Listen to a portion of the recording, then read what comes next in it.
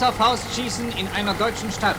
Hier kann jeder Deutsche die Handhabung dieses vom Feind gefürchteten Panzernahbekämpfungsmittels kennenlernen. Es ist genauso einfach, wie es aussieht.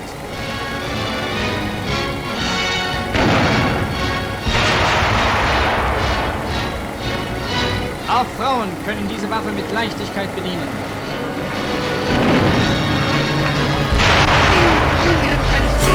Wenn ja, dann tritt für mich ein, so wie ich für dich eingetreten bin.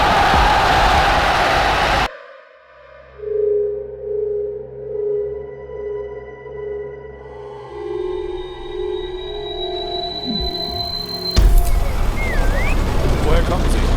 Was haben Sie an Bord? Keine Sorge, Schatz. Bald sind wir auf dem großen Schiff.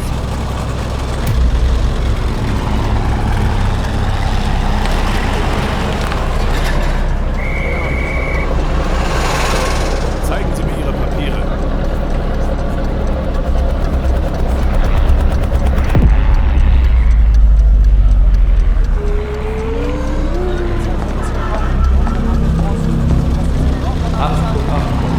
Bitte behalten die Ruhe und Ordnung. Passagiere, die sich den Anweisungen widersetzen, wird der Zugang verwehrt. It's a bitterly cold morning in January 1945, and here, at a dock in the easternmost reaches of the German Reich, a surging mass of humanity shuffles up gangways and ladders into the belly of an enormous grey ship. Bitte zeigen Sie Ihr Bordticket den Offizieren am Dock-Eingangstor. Wir werden nur Passagiere mit gültigen Bordtickets aufnehmen. Ich wiederhole, wir werden nur Passagiere... Its hull rises like a still mountainside from the dock, towering high over the heads of those wrapped in headscarves and heavy coats, against the frigid wind and the sleet. The ship, once the pride of the Nazi Party's globe-trotting cruise fleet, rides at her moorings as one by one, hundreds, thousands of people trudge into the relative warmth of her winding corridors. For these desperate, cold, frightened people, the ship is their last hope, their only hope, because hot on their heels is a terrifying fate. Many of these people have been waiting here at the dock for days, warmed only by makeshift fires that burn in oil drums and sheltered from the hail and the pelting rain by pathetic canvas half-tents. But the horrid conditions are worth the chance, no matter how minute, that they might find a place on the big ship which is soon to leave. In the distance, closer than it was yesterday, far closer than it was the day before, is a dull rumble, the relentless pounding of heavy guns and the fall of explosive shells. This is the soundtrack for the advance of the vengeful Soviet Red Army that is cutting its way through beleaguered divisions of German conscripts. Germany herself is being torn apart, and there is no time to lose.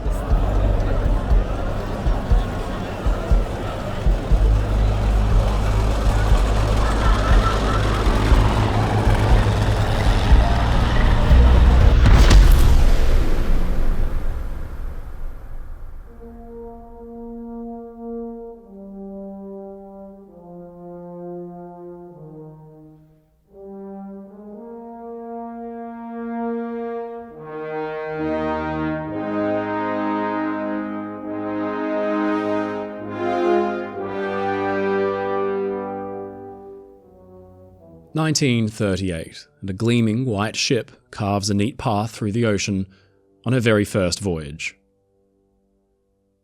Her paint shines in the sunlight, and happy passengers chatter at her railings. To be on the maiden trip for such a vessel is a huge honour. But this is no ordinary ship. In fact, she has a purpose unlike almost any other in the world. The happy chatter that echoes throughout the hallways and the orchestra music that lilted from the windows of the dance hall belie this vessel's true purpose. Am Adolf Hitlers Platz steht eine junge Eiche, die spricht von Sonnenlauf und Lohn. Sie ist uns hoch. Early on, as Hitler and his followers began to find a foothold throughout the country, he had understood the value of endearing the working class to his cause. He also knew that workers would be hesitant to rally behind him if they felt that his policies would not support their well-being. he needed a way to rally even the poorest of Germany's citizens and earn their loyalty. And so, the Strength Through Joy program was born. It was the brainchild of Dr. Robert Ley, head of the German Labour Front, and its basic goal was to bolster the morale of the working class by offering up luxuries they could never once have dreamt of affording, from tickets to sporting events and concerts, government-subsidised activities like skiing and hiking trips, but, most impressive of all, were the dirt-cheap cruises to exotic and far-flung corners of the globe. Back then, the world's working poor could only have imagined what these kinds of pastimes would look like, and in Britain, America, and the West, where strict class segregation still existed, this was the rule of law. But Hitler knew that breaking down class divides was key to securing a strong national identity in Germany, and a critical means of exerting control on all of German society. It was a propaganda opportunity in and of itself. By bringing upper and middle class amenities and activities to Germany's lower classes, Nazi Germany could boldly cry out that it had crushed class divides, unlike the decadent European and American powers, and that Germans were truly united. This manifested on their ships as well. British ocean liners crossed the Atlantic as they always had, with strict segregation between first, second and third class. But Germany's Strength Through Joy ships would be single-class vessels. First to join the Strength Through Joy fleet were ships like the old Oceana of 1912, one of Hamburg America Line's ocean liners operating under charter. Passengers streamed aboard for a once-in-a-lifetime visit to the Norwegian fjords, or a trip to sunny Madeira for a quarter to a third the cost of a similar voyage with any other carrier. But these affordable and luxurious holidays had one very important catch. Strength Through Joy was, first and foremost, intended to function as a giant propaganda tool for the Nazi cause, and since those functions were entirely organised by the government, it would come as no surprise to learn that travellers aboard Strength Through Joy ships would find themselves steeped in Nazi propaganda almost from the moment they stepped on board. Here, completely cut off from the outside world, travellers would be treated to Hitler's speeches played daily over the loudspeakers. On-board events and parties were rife with German nationalist culture, and shore excursions featured lectures and tours which coloured information with Nazi rhetoric.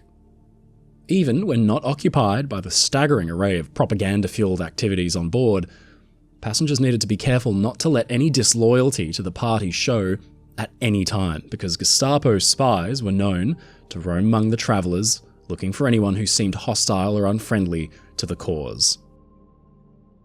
Taken together, this turned the ship into a floating indoctrination machine. By keeping travellers happy, entertained, and well-fed, they would be hard-pressed to find fault with the regime that was responsible for their once-in-a-lifetime holiday and all the fond memories that came with it. By the time the voyage was over, passengers disembarked with newfound loyalty and respect for the Nazi regime. It was hoped by the government that the result of this scheme would be an energised, if indoctrinated, German working public. But probably nobody could have expected just how successful the plan would be, because in its first year alone, 2.3 million people took part in Strength Through Joy cruises and vacations. The party had originally acquired a fleet of 9 ships, but as demand continued to grow, it became obvious that the Strength Through Joy cruise program needed something bigger and better. A ragtag fleet of 20 or 30-year-old Edwardian liners just wasn't going to cut it. A modern Germany needed a modern flagship, and as demand surged, plans got to work on a pair of ships that could fit the bill. The steel cutting got underway in August 1936 at Blohm und Voss, that legendary shipyard in Germany's north, which would birth the battleships Bismarck, Tirpitz, and countless others. The Hamburg yard had a tradition of fine shipbuilding dating all the way back to the 1870s, and they were the perfect choice to build the Nazi Party's new cruise flagships. The plans called for a pair of sister ships over 680 feet, 208 metres long, with a 25,000-ton bulk. They wouldn't compete for size, and they weren't built for speed records. They didn't have to be. These two ships would serve one simple purpose: to bring the Strength Through Joy program into the modern age and to show the world, and the German public, that even in its merchant ships, Germany was leading the charge. By March 1937, on the slip at Bloem-en-Vos rose the towering hulk of the second of the sisters. At her bow, high above the heads of the crowd gathered to see her launch, and picked out in black Fraktur lettering, was the name of a murdered Nazi Party official. Wilhelm Gustloff had led the Swiss Nazi movement, but then a young Yugoslav named David Frankfurter politely entered the family home as a guest, stormed into his office and shot him 5 times with a revolver. "I fired the shots because I am a Jew," Frankfurter had simply explained when he was arrested. The party was never keen to let an assassination go by without serving some propagandistic purpose. The Nazi Party anthem itself was called the Horst Wessel Lied, named after another murdered party member, and now Nazi Germany's newest and greatest passenger ship would bear Gustloff's name. One day, it would be used again, applied to a slave labour armaments factory at Buchenwald concentration camp. But in 1937, with a speech from the Strength Through Joy leader Robert Lai, and after a christening by Gustloff's widow, the ship had rumbled down the ways into the Elbe River. It had taken 10 months for Hamburg's yard workers to turn the empty steel hulk into a working ship. They had toiled to fill her hull with the elegant but simple interiors that marked her out as a modern passenger vessel. As a single-class ship, Gustloff's simple kind of luxury could be enjoyed by all, less so the private suite, which had been earmarked for the Führer himself, should he ever fancy a trip away. Where Strength Through Joy passengers had once tolerated the aging majesty of the old 1910s ships the movement had originally operated, now they basked in absolute modernist glory. But even before the maiden voyage, the Wilhelm Gustloff had already seen drama. Curiously, the maiden voyage itself wasn't actually her first trip. That had come shortly after completion, with a 3-day North Sea cruise in March 1938, intended to function as a trial run. The ship was filled to capacity with a carefully curated list of passengers composed mainly of Bloem-en-Vos employees who had actually worked on her. This was another bit of planned propaganda. Usually in Britain or America, or anywhere else, a shipyard's workers would never find themselves travelling on the very vessel they helped to build. But the minds behind the Strength Through Joy program knew that this would be a great publicity move.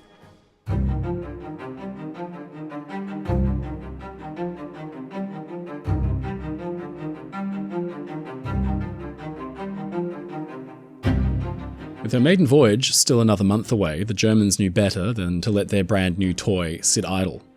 In the few weeks leading up to the maiden voyage, the Wilhelm Gustloff took part in no less than 5 more test trips. The first had been a simple trial to address some issues that had been noticed. The second, another 3-day exclusive cruise meant for Bloem-en-Vos employees and their families.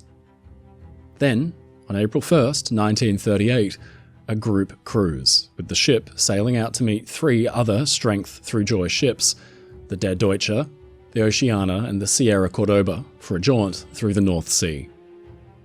The 4 vessels headed straight into a spring storm that whipped the sea up into towering waves. Through the airwaves came a shrill SOS call from a British coastal steamer, Pegaway, which had gotten caught in the same storm off the coast of the Netherlands and was severely damaged. She was going down, so Gustloff's captain Luber ordered his crew to make full power, and just 2 hours later, the ship arrived on the scene alongside 2 other steamers. Despite almost losing a lifeboat full of their own men to the storm, Gustloff's crew managed to haul the full crew of 19 men from the foundering steamer. Captain Ward of the Pegaway raised his glass in a toast honouring Luber and his crew, saying, "The Germans are fair comrades, and they have good ships." The Gustloff made a triumphant return to Hamburg, Germany, where the rescued British were met with thunderous welcome, and the Germans were awarded a silver plaque by the British Board of Trade. Joseph Goebbels himself could not have dreamt of better headlines the following morning, as the Reich's newest and finest ship had become an international symbol of heroism before she had even undertaken her official maiden voyage. Here was the physical manifestation of Germany's might and glory.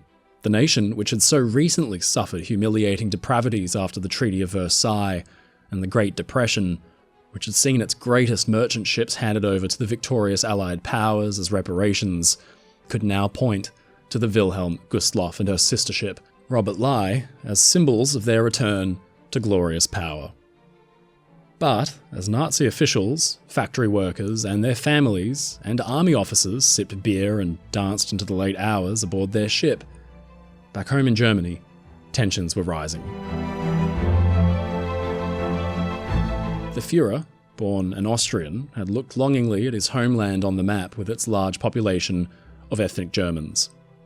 On March 12, 1938, as the Wilhelm Gustloff was still being worked up, Wehrmacht troops had poured over the border and they were greeted to a hero's welcome by the jubilant crowds. But, despite the pomp, the Anschluss of Austria would need to be ratified with a plebiscite vote. Wilhelm Gustloff motored into English waters and anchored 3 miles, or 5 kilometres offshore, from the Tilbury docks in London. Hundreds of Germans and Austrians were ferried aboard to cast their vote. On that first trial run, the Gustloff had carried hundreds and hundreds of Austrians. Unsurprisingly, of the more than 2,000 votes counted on board, supposedly only 10 were against the unification. The pattern seemed to match the rest of Austria's voting. Of course, Hitler had privately declared that even if the result had been opposed to the Union, he'd never have accepted it because of what he described as widespread fraud. Never mind the fact German troops had frog-marched into the nation. Never mind that nearly 10% of the entire Austrian population, mostly Jews or political enemies, were barred from voting, or that its people were being invited to cast their vote aboard a Nazi party ship. Austria became a part of the German Reich, with a proclaimed 99.7% approval. In truth, the Gestapo itself estimated that about 3/4 of the Austrian population had instead voted for independence. The fraud was Hitler's, and the Wilhelm Gustloff had played her role in it.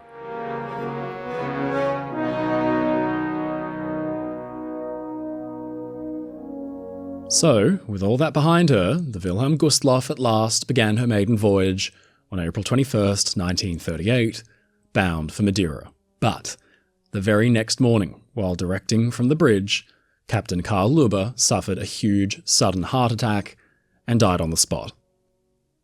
It was an ominous portent of the unhappiness to come, but the voyage continued when the ship was met mid-ocean by another vessel and an interim captain stepped aboard, the grey-haired Friedrich Petersen.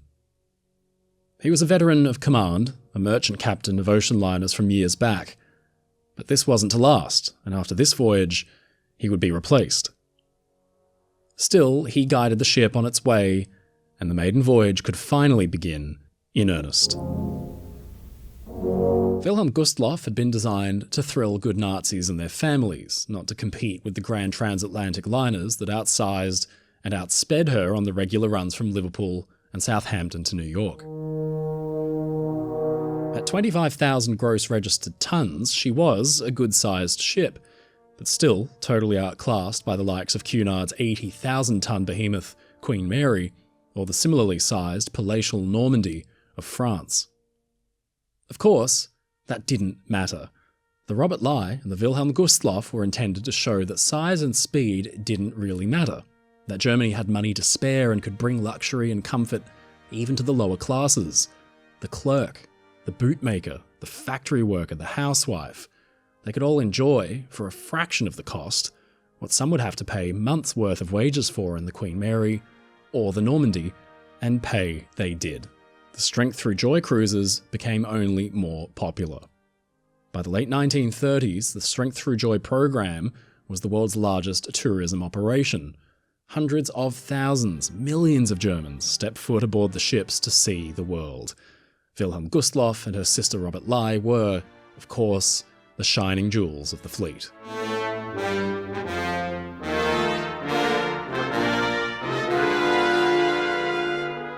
Blohm and Voss had done their work well, and not a piece of that 25,000 gross registered ton bulk was put to waste.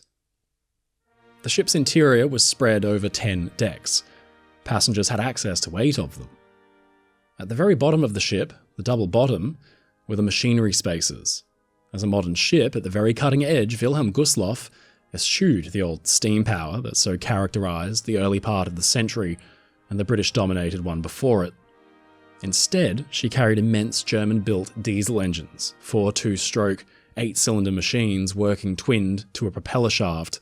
At full power, 30,000 horsepower each, Wilhelm Gustloff could manage a modest 16-knot sprint, but for cruising, she could happily coast along at something closer to 13 or 14 knots instead.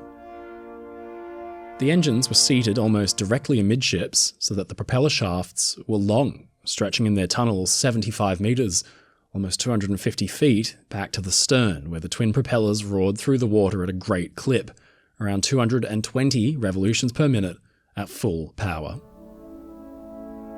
The rest of the double bottom was divided up into fuel and water tanks, while above, at E-deck, was space for the electrical machinery, and Wilhelm Gustloff made good use of it. The ship was fully electrified throughout, from the bakery ovens to the powerful wireless set and the cutting-edge gyrocompass with autopilot. The wireless station was even provided with ship-to-shore telephones to raise Cuxhaven or Nordeich. Further forward was a specially designated Hitler Youth and League of German Girls lounge, with sleeping space for 20 boys and girls. Then there was the swimming pool, a magnificent affair boasting 74,000 hand-laid tiles and a backlit ceiling that illuminated the whole compartment even though it was down in the bowels of the ship. At the end of the pool rose Neptune, grasping his trident and commanding the waves in the same way the Strength Through Joy program aspired to do. Above, on C and D decks, sat crew cabins, their kitchen and dining rooms, and then passenger berthing, Spartan in comparison to the likes of Queen Mary, but comfortable, warm and modern. B-deck brought modernities to sea that some Germans rarely got to enjoy on shore. The men's barbershop and the women's salon, complete with electrical hair dryers. Nearby was the main entrance for the ship and the lowest landing of the main staircase, with a light, open reception decorated with palms and simple wooden furniture. Up on A-deck was the ship's hospital and surgery, complete with dentist's office, but occupying most of the deck space were the 2 dining rooms, split fore and aft. As a classless party ship, the individual tables, which had become popular in the decadent West, were cast aside for group settings instead. Together, the 2 saloons could seat over 750 people in a single sitting, with the kitchen between them pumping out hearty German meals. This was the tallest deck inside the ship's hull. Everything above formed the superstructure, starting with the lower promenade deck, which boasted most of the public rooms on board. At the forward end, a smoking room with heavy, dark panels and a portrait of the Führer and Robert Lai gazing ominously over the occupants. Behind that, the library, packed with something like 1,500 titles, although names like Freud, Marx, Brecht, Kafka and Hemingway were notably absent. Back in Germany, their works were being burnt in hysterical ceremonies. Instead, avid readers could leaf through the works of Alfred Rosenberg, Hans Grimm, and Hans F.K. Gunther, and of course the Führer's own rambling, hate-filled work, Mein Kampf, could be easily obtained for the more masochistic reader. Behind this lay the theatre, complete with projector and stage, the Great Hall, an enormous space that was usually split into 3, notably boasting a music hall which centred around a bandstand and a dance floor. Enveloping all of it was a full-length promenade encased in tall glass windows where passengers could stroll or sit protected from the elements watching the world drift past. Up above was the upper promenade deck, the ship's boat deck, where a stroll in the breeze would see passengers dwarfed by the 22 big lifeboats dangling on their davits above, nearly all of them motorised. Inside was arrayed a bank of simple passenger cabins. On the other ships, these would be some of the finest aboard, but on the Strength Through Joy program's Ship Without Class, these were as simple and as Spartan as the rest of them down below. The Strength Through Joy ship Wilhelm Gustloff is the most visible proof that there are no classes in National Socialist Germany, espoused a Nazi rag. The 1,460 passengers and the crew are accommodated equally well without any difference. Every single stateroom has an outward view. According to this principle, the ship has been built. Thus, inside staterooms without natural light have been avoided. Up above lay the sun deck, mainly a wide expanse of open space for games and sunbathing, covered with portable awnings if the heat got too much. In the deckhouse forward was the ship's impressive gymnasium.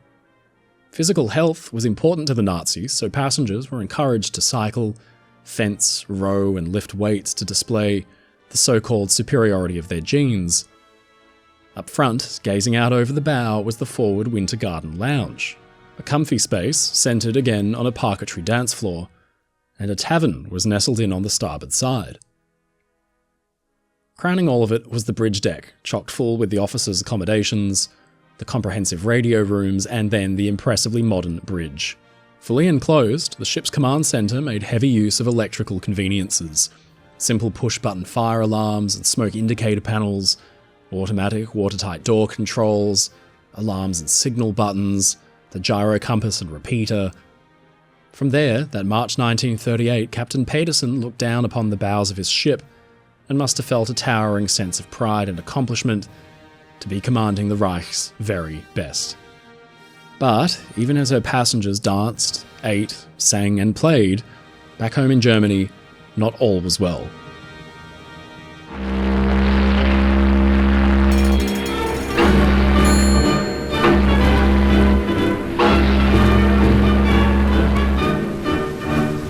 Morgen will mein Schatz abreisen, Abschied nehmen mit Gewalt. Draußen singen schon die Vögel in dem dunklen grünen Wald. Denn es fällt mir ja so. Those that enjoyed Strength Through Joy cruises must have known a Jewish neighbour who had disappeared. A local shop which had been shuttered with the word Juden painted on its facade. The Strength Through Joy cruises were escapism. In reality, the Anschluss had pushed Germany and Britain to the brink of war. Meanwhile, Goebbels was doing his best to push Germans to reject Jews in their society. The Wilhelm Gustloff was a fine ship, but she was the ocean-going vision of what Hitler dreamt all of Germany could be, an indoctrinated, isolated nation devoid of undesirables, Roma gypsies, Masons, communists, homosexuals, pacifists, the disabled, Jehovah's Witnesses, and Jews. At sea, the people laughed and sunbathed, but on land, the pressure built.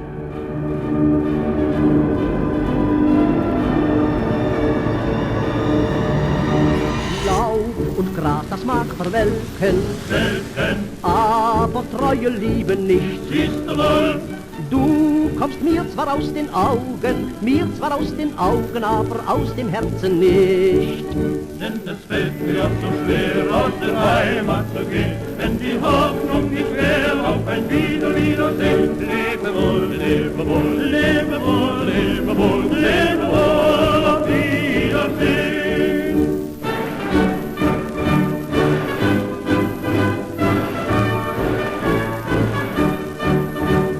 Wenn zwei Herzchen seien verbunden, kann die Lieb nicht fallen ab. Sie muss ja beständig bleiben bis ins kühle, kühle Grab.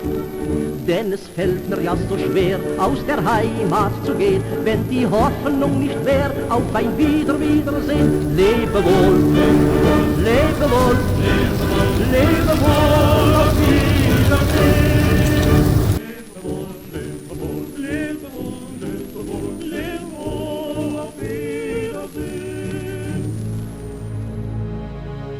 As the Wilhelm Gustloff carried passengers around the fjords and to sunny Atlantic ports across 60 voyages through 1938 and 39, throughout Germany, Jewish businesses were ransacked and their synagogues burned.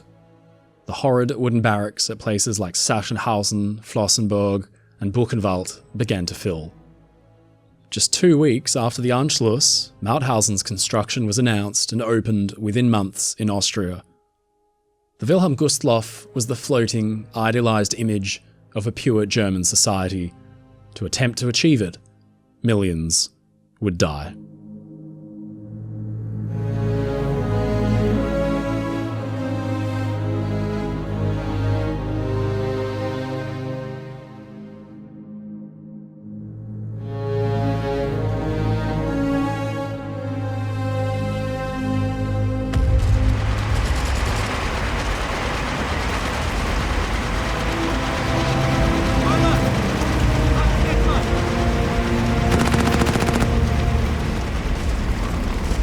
The German invasion of Russia came as a surprise to very few, except for the Soviet leader Stalin.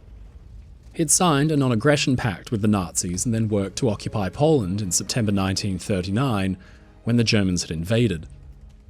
He'd ignored report after report of German troops and tanks amassing on the border, and yet, when the hammer dropped on the 21st, he had been horrified by reports of a huge surge into the heart of the Soviet Union.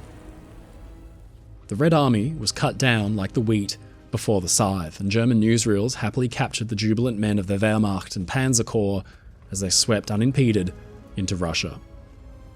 The Russian Air Force was virtually wiped out on the ground, while Stuka dive bombers screamed down to support the troops who surged from village to village and town to town. "We only have to kick the door in," Hitler had said, "and the whole rotten structure will come crashing down." But the Soviet armies fought hard despite their setbacks. Just 3 months into the invasion, Germany had suffered enormous casualties, some 10% of their original strength, at around 500,000 men. The Soviets lost a simply staggering number of men, something like 4 to 6 million killed, wounded or captured. Hitler had kicked the door in, and yet the structure wasn't collapsing. As summer became autumn and autumn became winter, the German armies were ground to a halt. The early optimism collapsed to a kind of cynical wariness. It didn't matter how many villages were taken or towns were captured, there was just always another one over the horizon, one after another, endlessly. The Russian steppes were like a vast ocean that went on forever, and then in winter, it all froze over. The German push wasn't stopped for good. They would just have to try again in the next summer. Of course, the worst of the punishment was borne by the Russian civilians.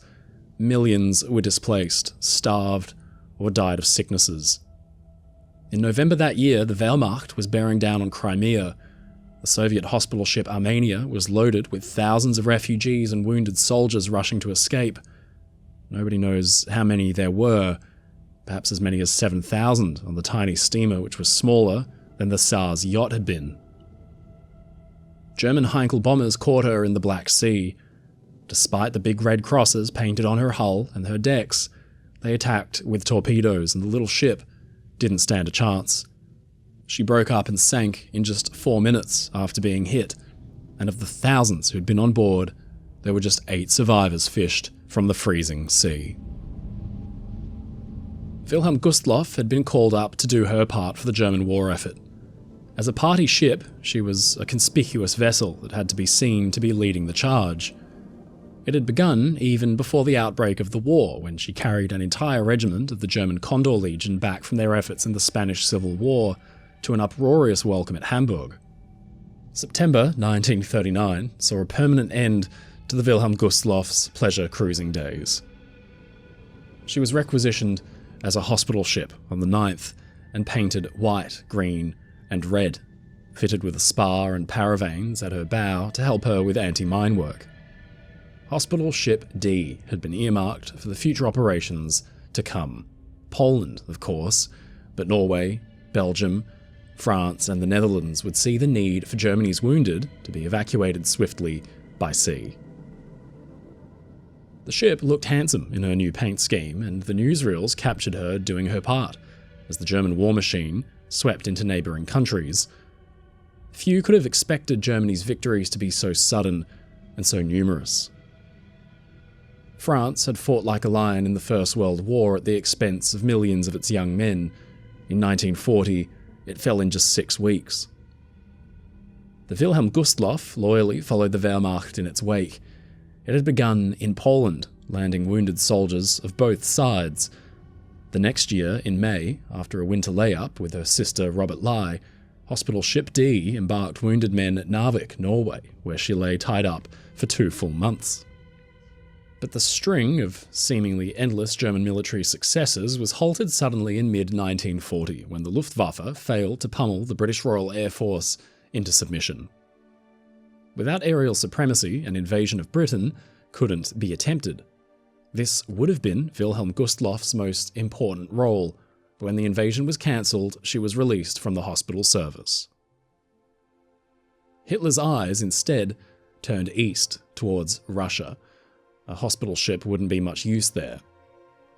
Wilhelm Gustloff was laid up instead, and her days as a floating hospital were behind her. She was docked in the Polish port of Gdynia. Hitler himself had renamed it Gotenhafen to give it a more proud Germanic air, and the port would be Wilhelm Gustloff's permanent home.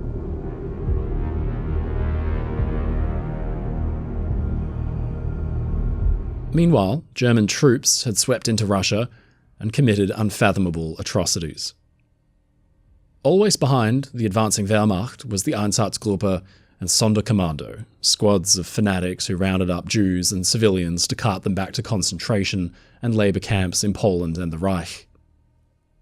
Some didn't even make it that far.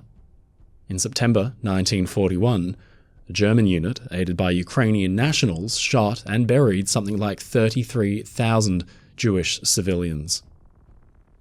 In Odessa and its immediate surrounds, 100,000 more were shot and burned by German and Romanian troops.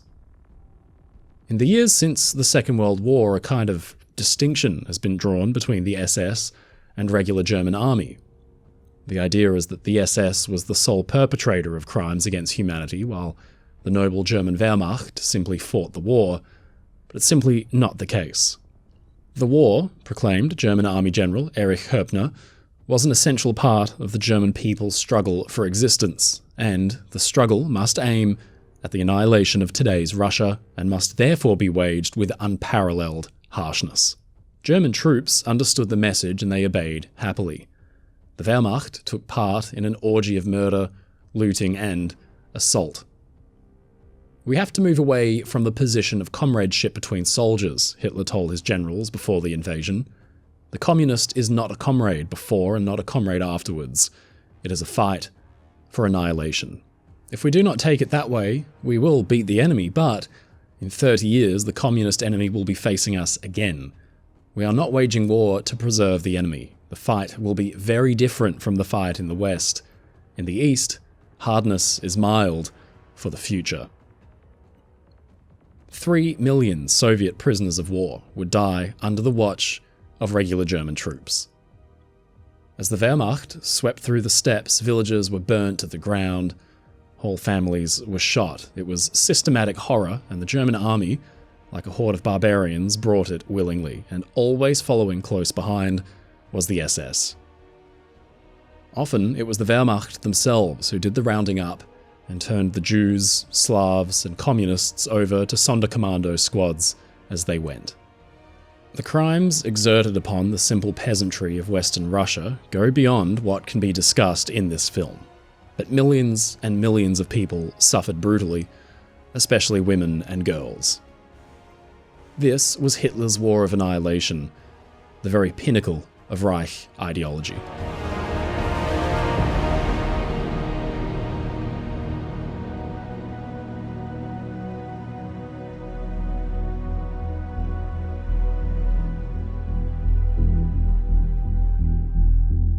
Wilhelm Gustloff rides gently at her moorings, but long gone is the handsome white, red and green paint scheme she'd worn as a hospital ship. Instead, she wears a drab grey and sports a pair of observation towers and anti-aircraft guns. Now she looks every part a warship, but in truth she had simply become a big, floating hotel for a very special cadre of men.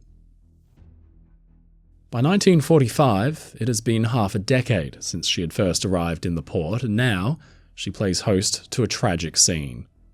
Before her stretches a crowd of 50, 60, maybe 100,000 people, all desperate to get away from the advancing enemy that is hot on their heels.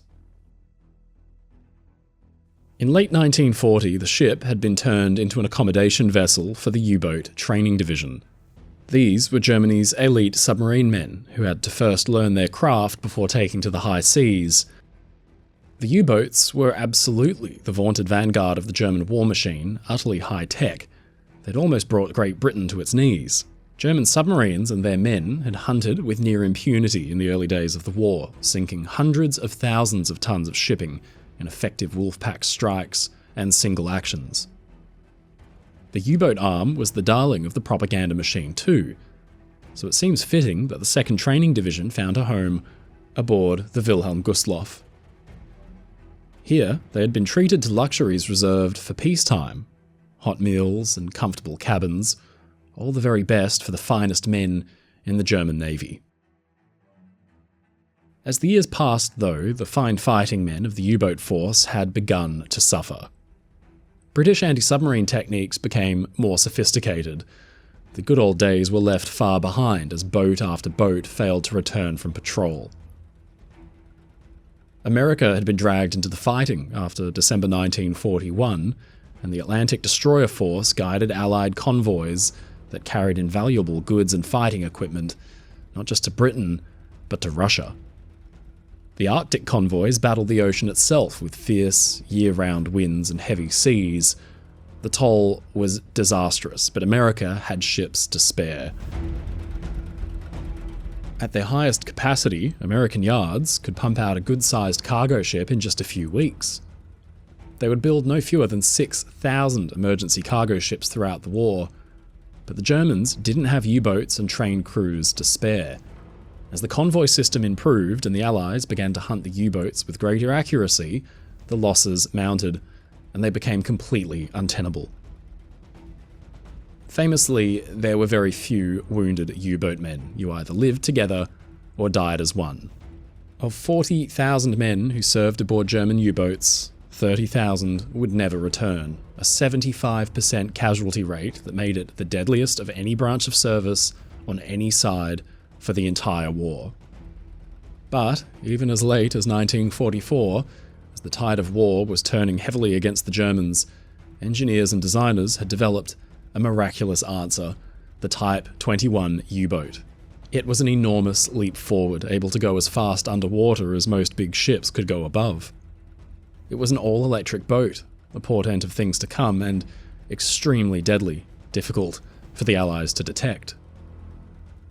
Hitler had promised all kinds of insane wonder weapons, but the Type 21 truly fit the bill. Now it was down to the beleaguered shipyards to work their magic and make as many as they could, while the training division would work overtime to replace the losses in skilled crews to man them. With the seas choked with futuristic electric boats, the Kriegsmarine might be able to turn the tide. The men had come aboard Wilhelm Gustloff and settled into a steady schedule of lectures and tests. They were told they would be Germany's saviours, that they were the best of the best, and they believed it too. Wilhelm Gustloff had been connected to shore power and steam and had her own machinery mothballed for years, and aside from a brief dry docking to remove the year's worth of marine growth from her underside, she had sat idle while the U-boat men trained in big tanks in the warehouses on the dockside. The years had passed quietly at Gottenhafen, aside from the occasional air raid, but then in late 1944 things had become very serious. In Russia, Germany had enjoyed that early string of victories before stopping for the winter in late 1941. Then, with the spring thaw, they tried again and carved their way as far as Stalingrad. Aside from bearing the Russian leader's name at its position on the Volga River, Stalingrad was of relatively little importance, but capturing it would prevent Russian reinforcement of Moscow, some 900 kilometers north. And early on, the city's defenses had crumbled despite a spirited fight. But German troops were shocked to discover that gun positions, which had fought day and night, had only been overrun after immense effort and heavy losses, had been operated entirely by women. And it was here, at this city, that the Red Army would make its final brutal stand. German generals were horrified to find that the Soviet army, which had suffered incalculable millions of casualties since the invasion last June, was able to raise fresh infantry and tank divisions seemingly from nowhere. The entire German 6th Army was ground into pulp at Stalingrad and fighting from street to street and house to house. Then it was surrounded, cut off, and, finally, surrendered.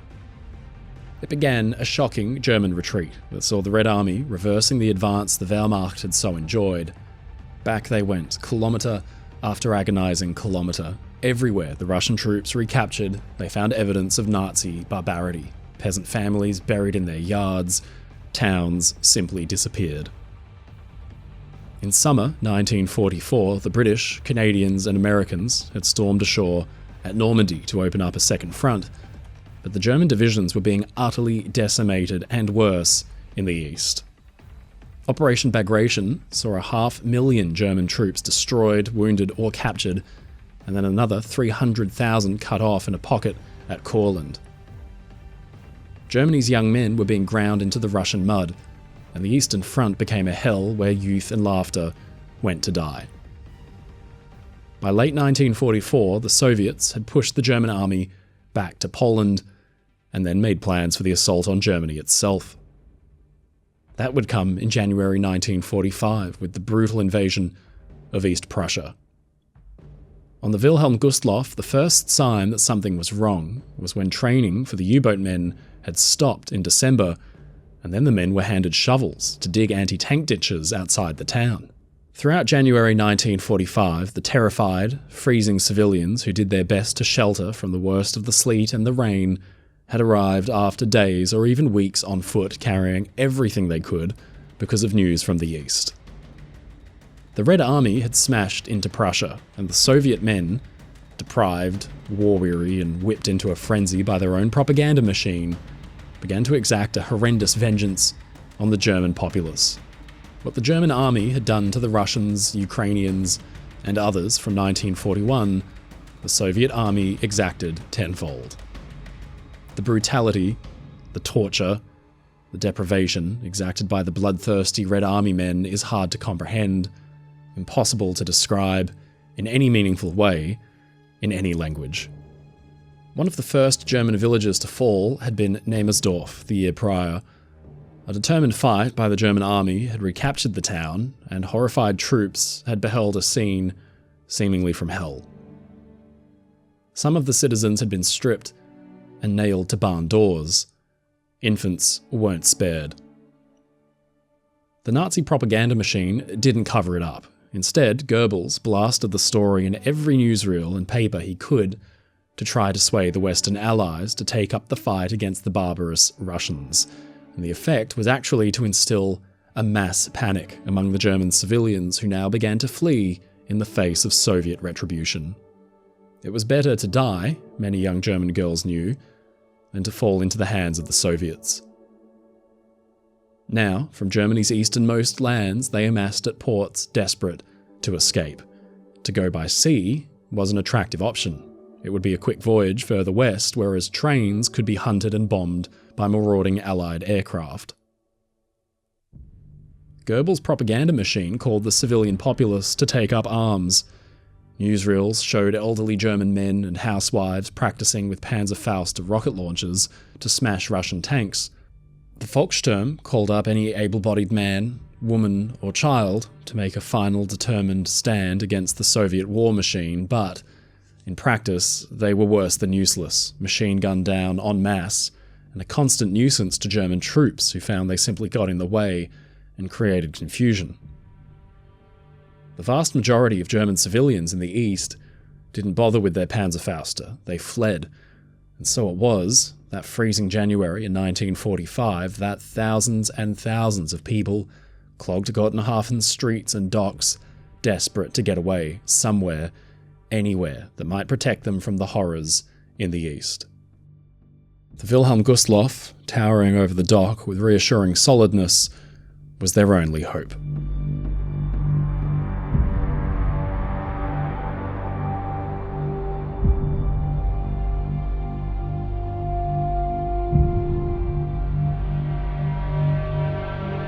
Captain Friedrich Petersen gazes down on the crowd with a fixed, worried gaze.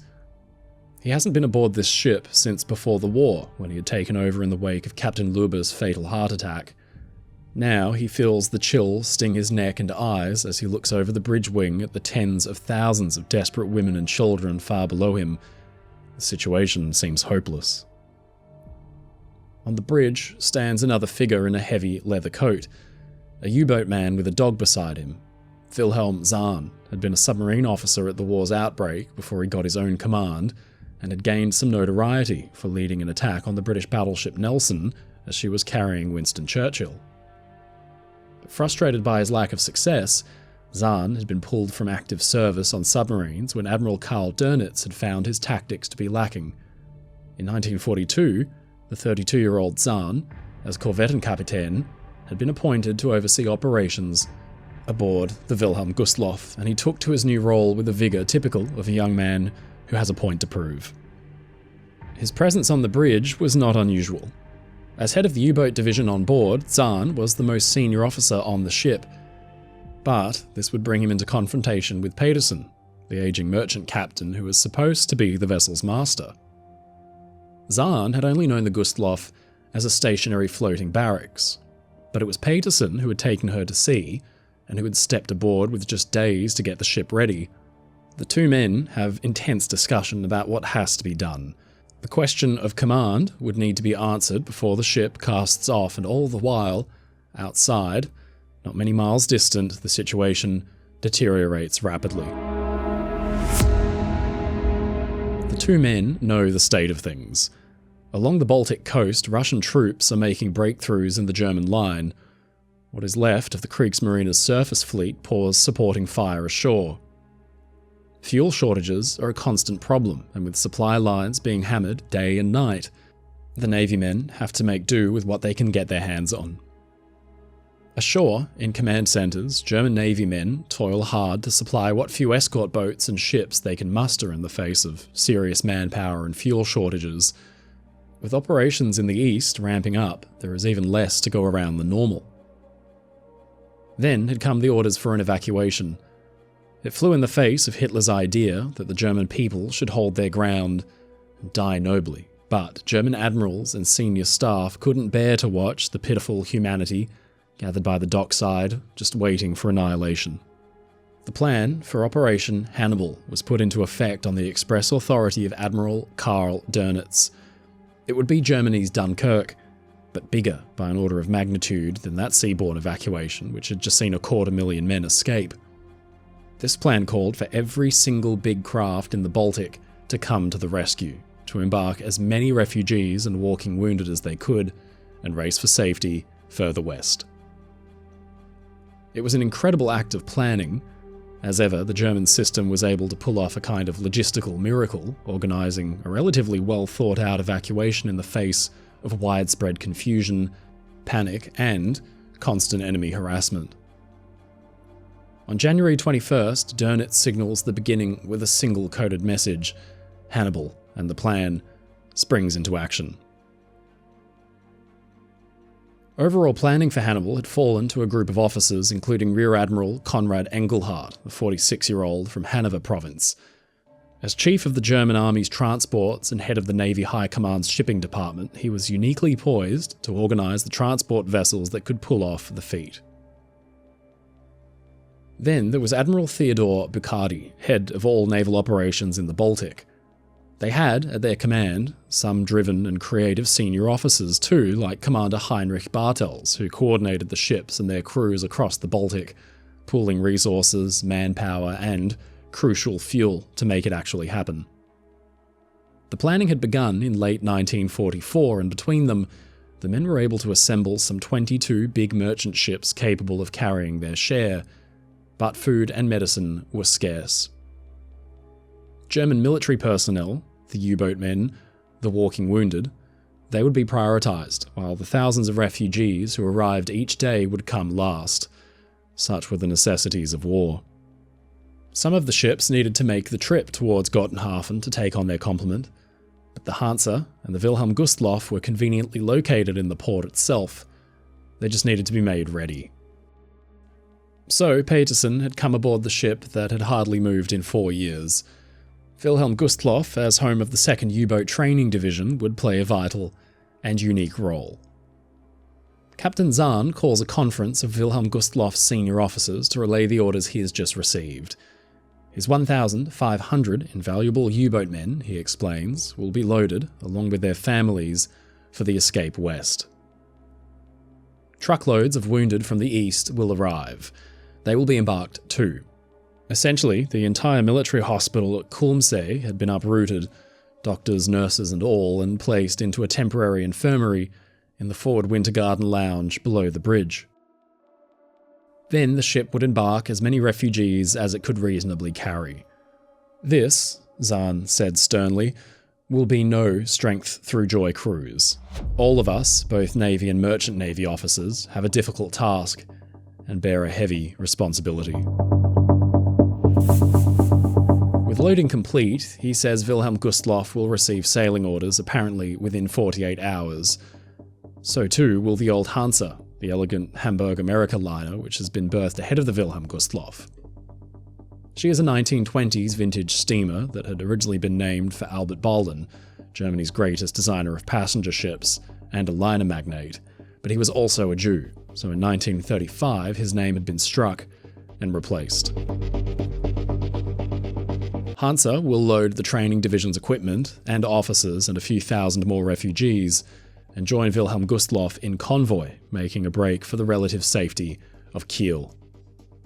It would be a journey of no more than 650 kilometres, 400 miles, something the two ships could have managed in less than a day in peacetime. But Petersen knows the Wilhelm Gustloff of 1945 is not the same ship he had briefly commanded in 1938. Conversations with the chief engineer make it clear that her machinery, although functional, can't run at its best. In 1943, the US Army Air Force had attacked the port, and a high-explosive bomb had detonated close off the ship's starboard side. It was a miss, but it blasted a gash in the shell plating. That was easily repairable, but it also bent the ship's propeller shaft. Arguing with Zahn over the escape plan, Petersen knows that the propeller shaft, knocked out of true, will rub against the bearings and blocks that secure it to the ship's hull. At speeds approaching anything near what the Wilhelm Gustloff could have managed in peacetime, the bearings and the blocks will glow red hot, and a shattered shaft could bring the ship down to only one screw and a pathetic speed, maybe as little as 5 knots in a decent sea. Zahn wants the ship to proceed at full speed for Kiel, but Petersen rebuffs him. The question of who actually commands Wilhelm Gustloff is delicate and unresolved.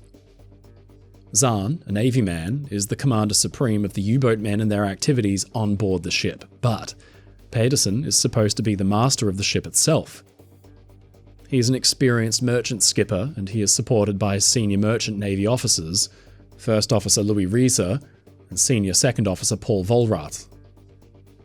They may know how to operate a big liner well, but Zahn knows all about modern combat, having commanded his own U-boats against Allied convoys.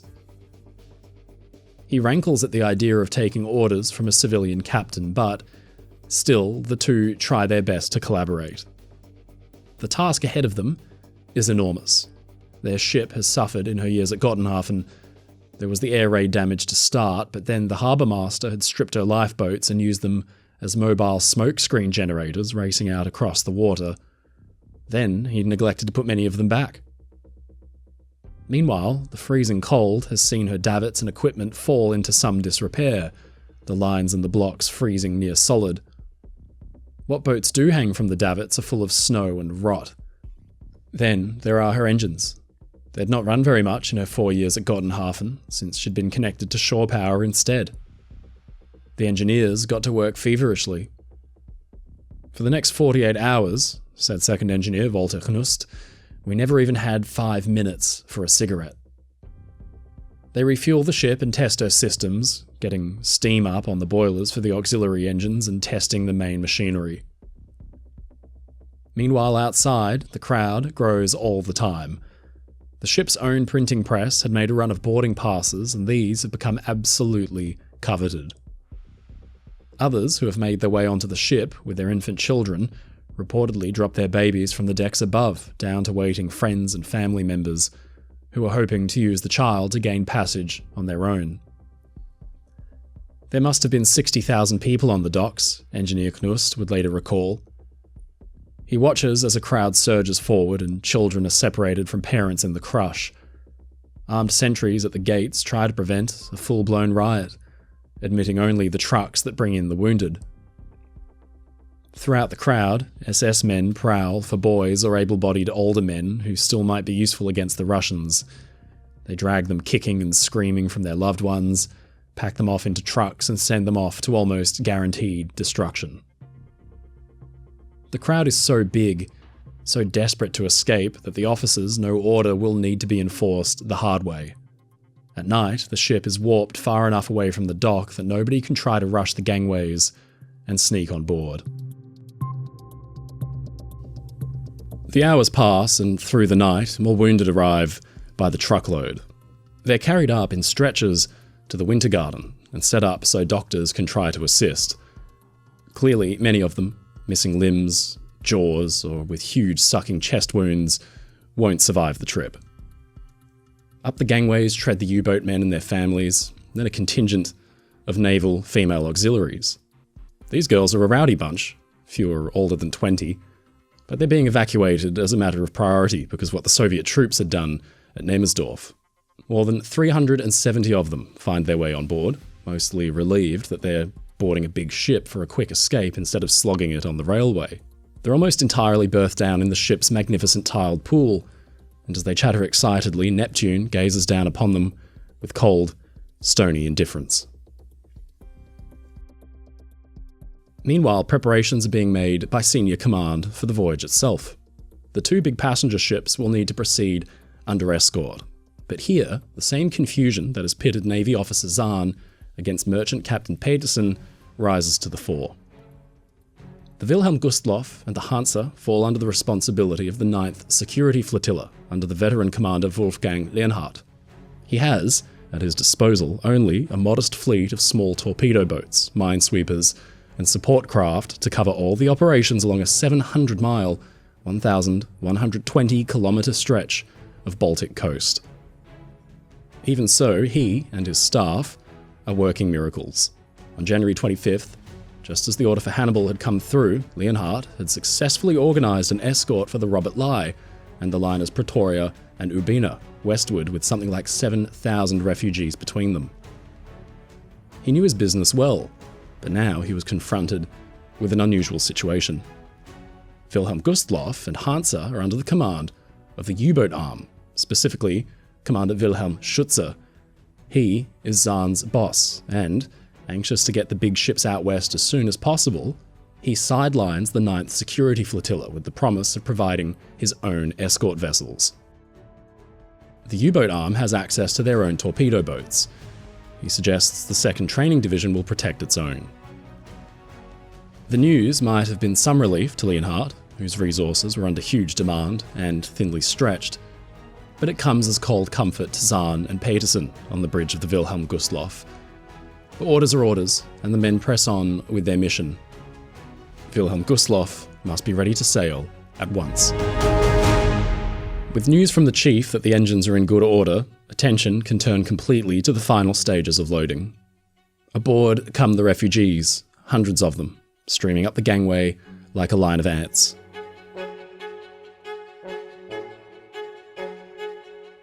To make up for the lack of lifeboats, one of the senior officers, Joachim Dorfmann, storms the harbour with a dozen men and rounds up as many small floating craft as he can to strap to the Gustloff's sun deck.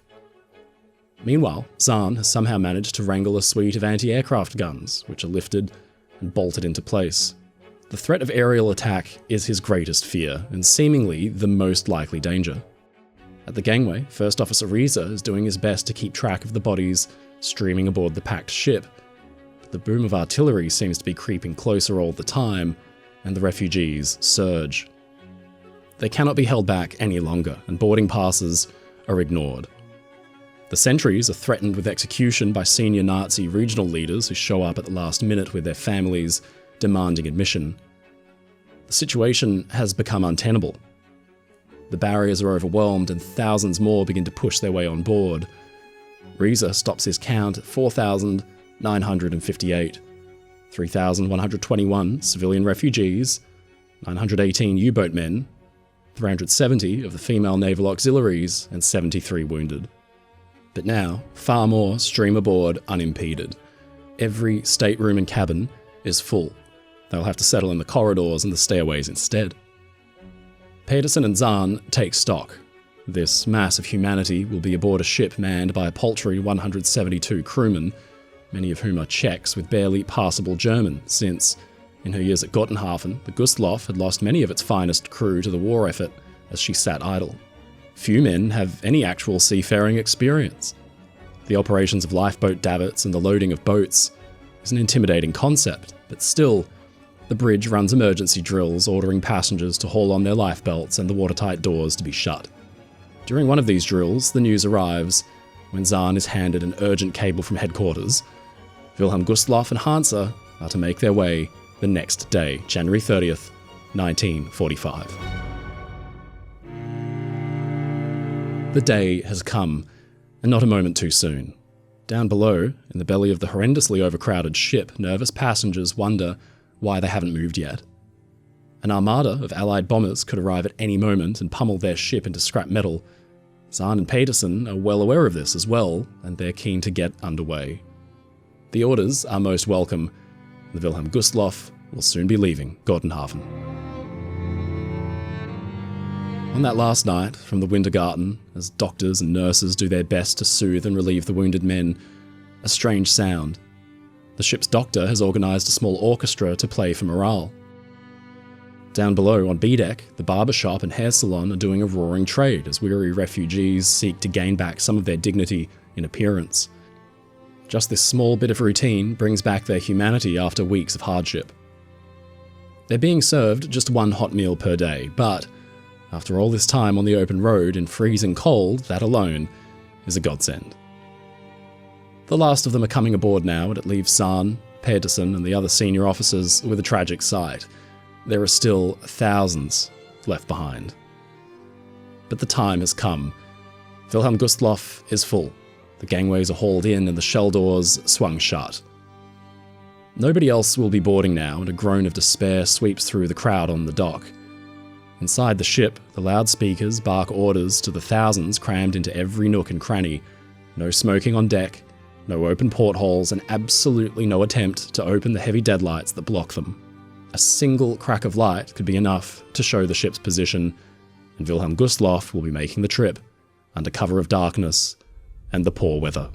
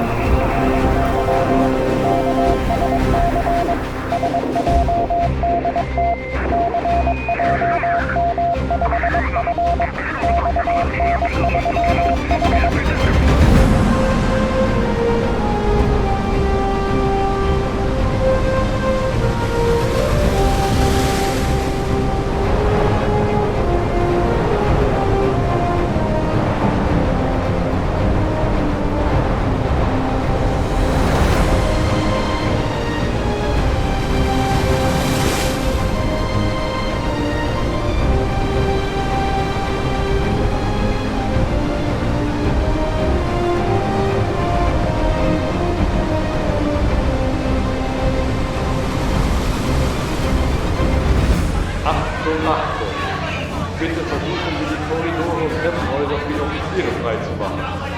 Warme Mahlzeiten werden um 19 und 20 Uhr sein.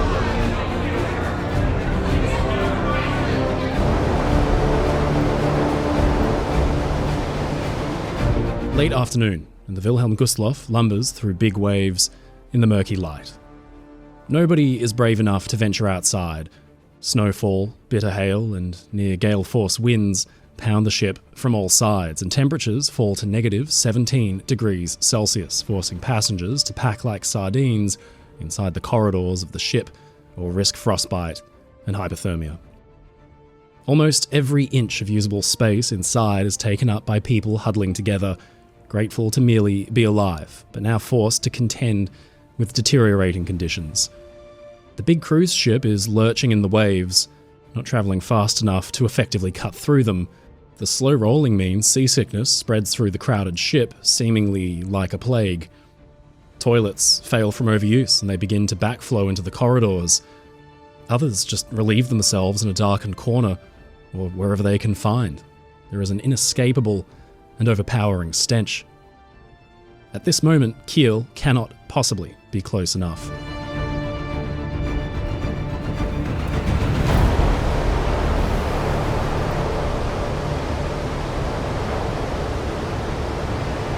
On the bridge, Zahn has a feeling of deep unease. He and the other officers peer through their glasses as sleet rattles against the bridge's window panes. There have already been a series of setbacks. Just outside Gottenhafen, the Hansa had developed engine trouble, and Wilhelm Gustloff came to a slow stop. A ripple of panic had swept through the passengers as the comforting rumble of the engines had died off. Soon, Hansa reported she could not continue on. Wilhelm Gustloff's officers decided to press on without her, and they left the big old liner behind.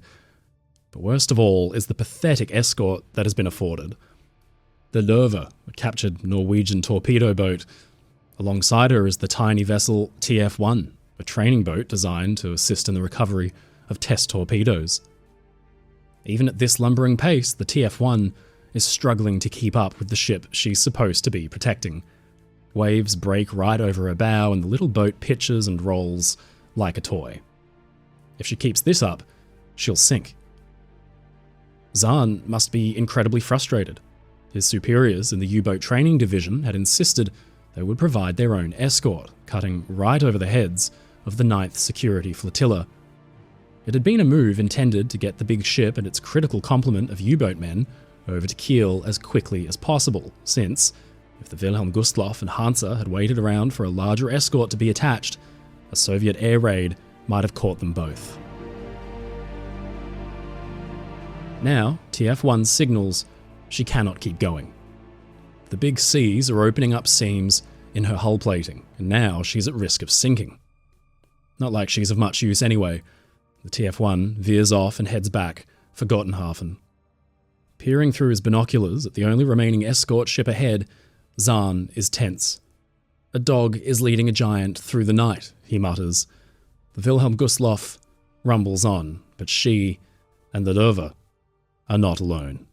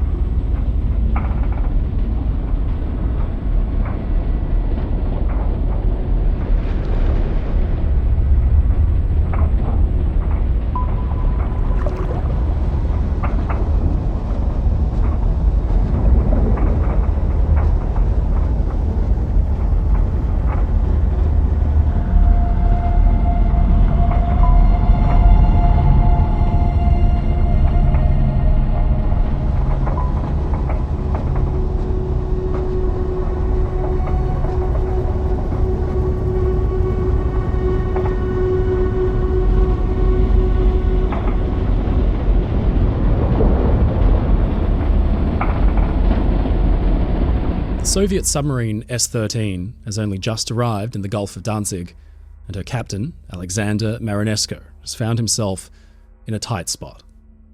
He is a seasoned and capable submarine commander who has won the undying respect and the loyalty of his crew. Hailing from Odessa on the Black Sea, the ocean is in his blood. His father had been a Navy man too. and in 1935, the young man, serving as a cabin boy on a freighter, had helped save the crew of a sinking boat. News got around, and Marinesco was transferred to the Navy, and there he found his true calling in the submarine service. He had had a scrappy upbringing, raised in abject poverty. The end result was a confident, self-motivated young officer who could think on his feet. His constant drilling and training routines meant that his crew were the most efficient in the fleet. But the Second World War was largely a frustrating time for Soviet submariners like Marinesco, who were desperate to get at the enemy, but rarely got the chance. And despite having sunk only one small coastal ship by 1944, he had been given the command of a bigger, meaner submarine, the S-13. The S-class boats had been designed as a pre-war collaborative effort between the Soviets and German engineers. They weren't dissimilar to the German Type 7 U-boats that had ravaged Allied shipping all through the war.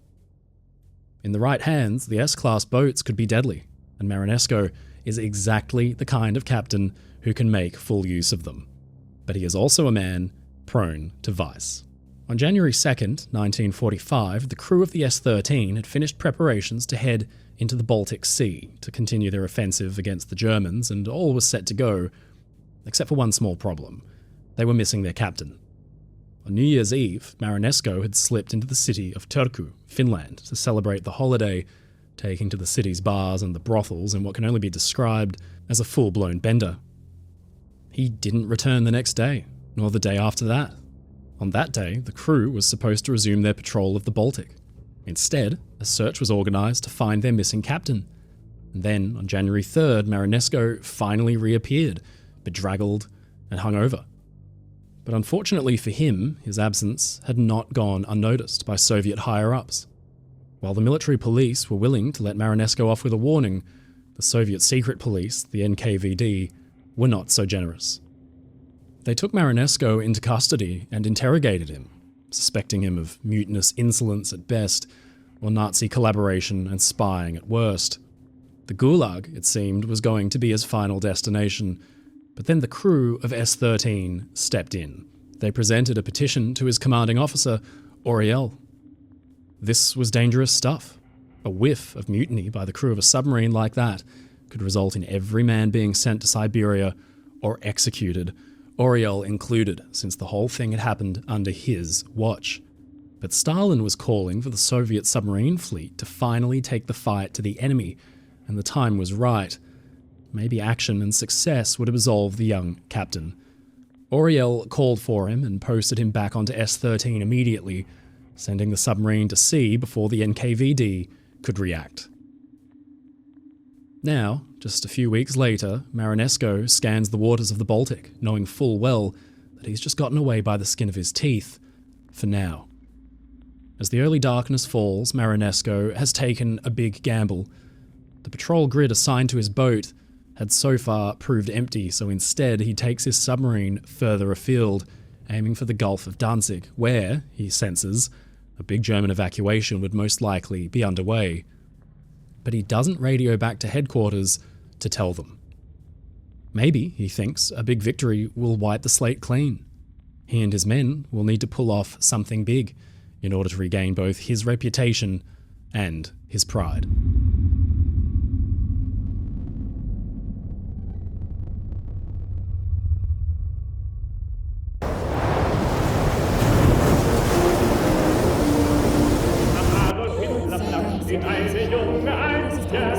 The scene aboard the Wilhelm Gustloff is becoming more dire by the minute. Passengers have been ordered to keep their life vests on at all times, but even as the temperatures fall outside, the heat and the humidity from so many bodies packed so closely together within the ship's steel hull is beginning to become unbearable. Many remove their life vests to get a break from the heat. At the same time, the cries of thousands of children, all too young to fully understand the dire situation they have been thrust into, echo throughout the ship.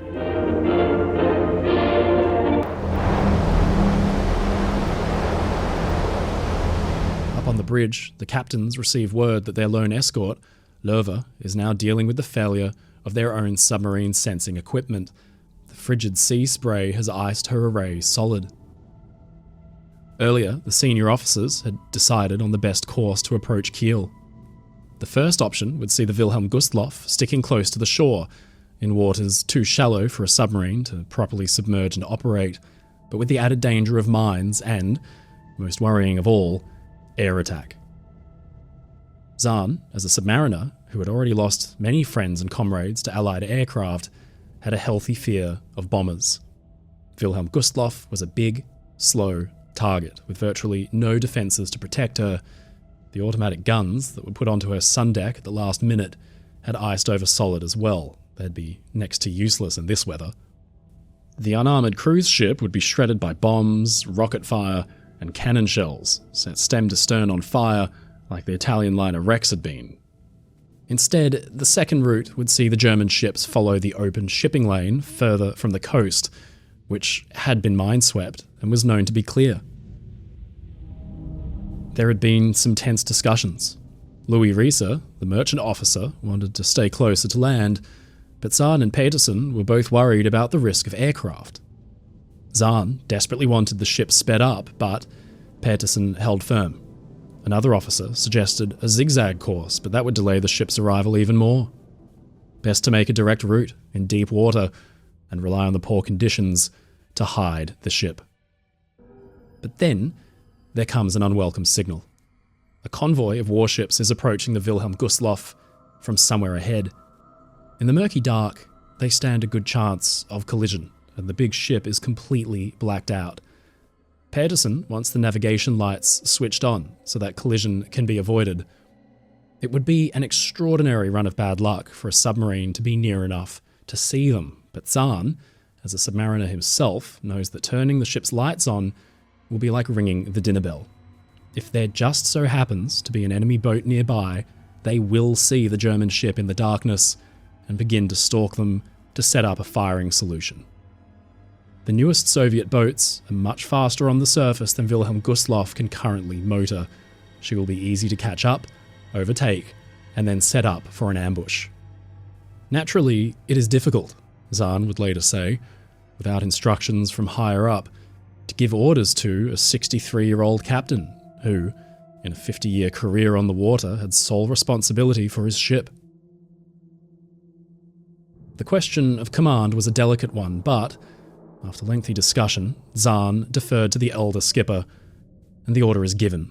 The switch is thrown, and the lights come on.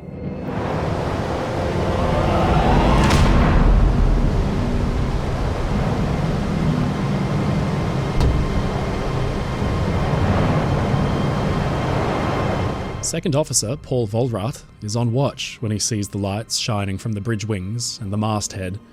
He storms onto the bridge and roars out for them to be switched off immediately, but the explanation is quickly given about Petersen and Zahn's decision. "I had never heard such nonsense," he later says, "during all my wartime career." The dinner bell had been rung.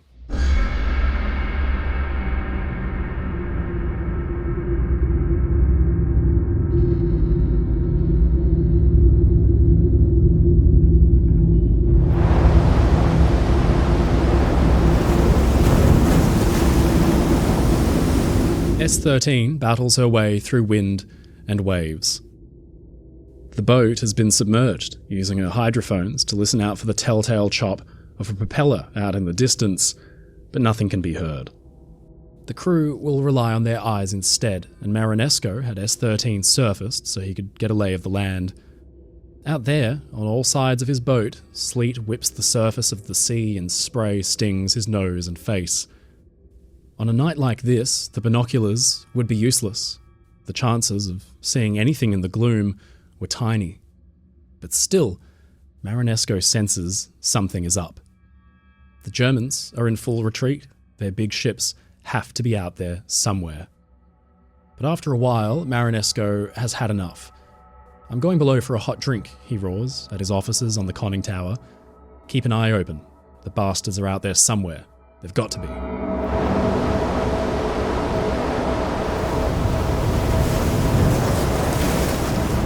He heads below, and Petty Officer Anatoly Vinogradov tries to light a cigarette. Fat chance. The wind and the spray have soaked it before he can even bring it to his lips. He tosses it over the side, and then, faintly, he thinks he spots lights. He calls out to the others. There's something out there towards the coast. Maybe it's a town. Unusual to have lights on this time of night, risking aerial attack. Or perhaps a lighthouse. The binoculars are still useless. The pitching of the ship and the spray obscure all vision. Then, the hydrophone operator picks up the rhythmic churning of a ship's propellers. So it is a vessel after all. Maybe even a convoy. Marinesco can sense the thrill of the chase. The alarm is rung and the men stumble out of bunks for their action stations in the torpedo rooms. This approach will call for careful stalking. Marinesco has S-13's tanks flooded just enough so his tall conning tower rides lower in the waves, occasionally drenching the men as the tops are blown off the taller waves, but at least S-13 will now be impossible to spot, either through radar or with eyesight. Below in the control room, S-13's men begin to plot a course for an intercept. Marinesco wants to try the method used to such success by Germany's U-boats, to approach on the surface at night and attack almost within the convoy itself. S-13 is stalking her prey. Marinesco and his men have no idea what it is yet, but they're going to get in close and find out. Hinter dieser wirtschaftlichen, methodischen Zerstörung Deutschlands stand das Gespenst des asiatischen Bolschewismus, damals genauso wie heute. Und so wie jetzt im Großen, war in den Jahren vor der Machtübernahme im Kleinen, Inneren, die bürgerliche Welt völlig unfähig, dieser Entwicklung einen wirksamen Widerstand entgegenzusetzen.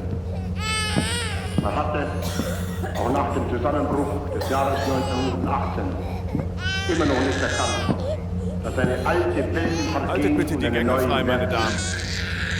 Dass es sich nicht darum handeln kann, das, was sich als Mord und Faul erwiesen hat, mit allen Mitteln zu töten oder nicht künftig zu halten, sondern dass es notwendig ist, das ersichtlich Gesunde an dessen Stelle zu setzen.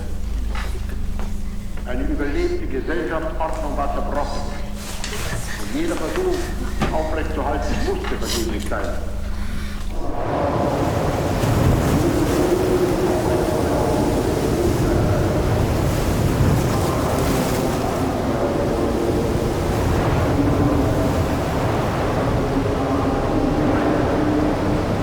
Jahrhunderten schwerste Krise Europas zu überdauern wird. Sometime around 8 p.m, dinner has been served. The Führer's voice echoes throughout the ship on the PA system. January 30 is the 12th anniversary of the party's rise to power. But this is not a comforting address.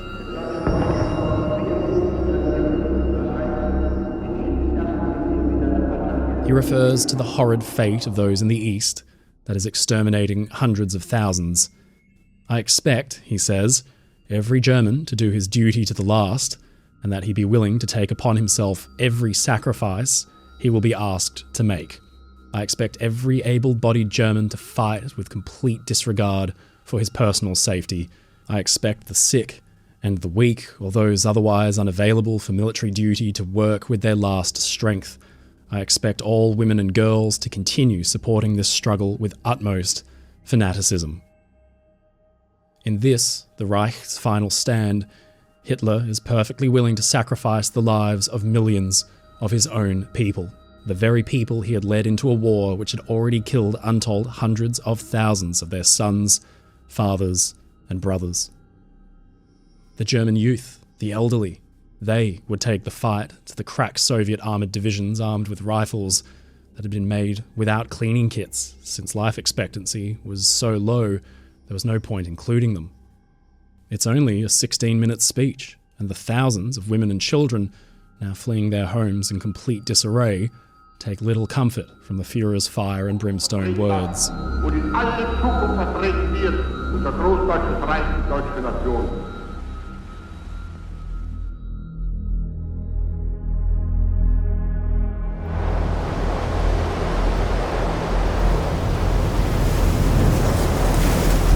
Relief is on the horizon. The ship will soon reach the Stolpe bank, and she's closing in on Kiel. Safety is just a few short hours away. But then, on the bridge, Wilhelm Gustloff's officers hear a terrifying shout. Aircraft spotted. Somewhere in the black haze, somebody has sighted the dark outline of a plane.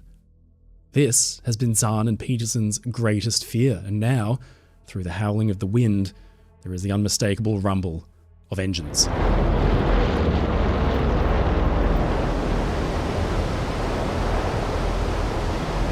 Marinesco eyes his quarry. Just before, a snowfall had blanketed his boat completely, and there was nothing to be seen from the outside world at all. But then the squall had evaporated, and there was the clear outline of a pair of ships, one small, but one significantly larger. Marinesco knows it's a liner or a big passenger ship, probably about 20,000 tons, most likely evacuating German troops from the east. Marinesco also knows that the enemy ship's crew would most likely be looking out to sea rather than towards the shore. They wouldn't expect an attack from that side, so he has patiently, ever so patiently, guided his submarine around behind the ships to overtake them and attack from the port side with the coast at their backs.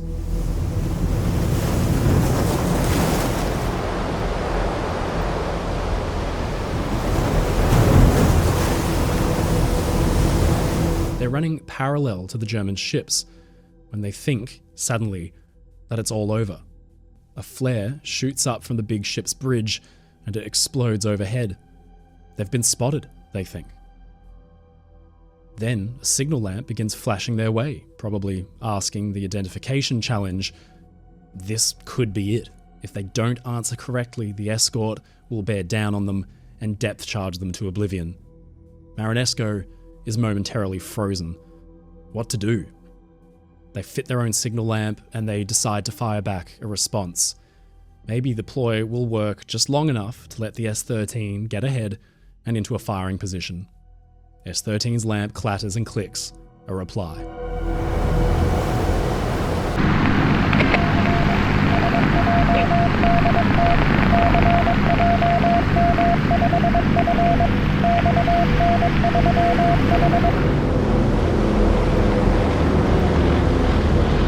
On the bridge of the Wilhelm Gustloff, all eyes are pointed skyward at the plane overhead.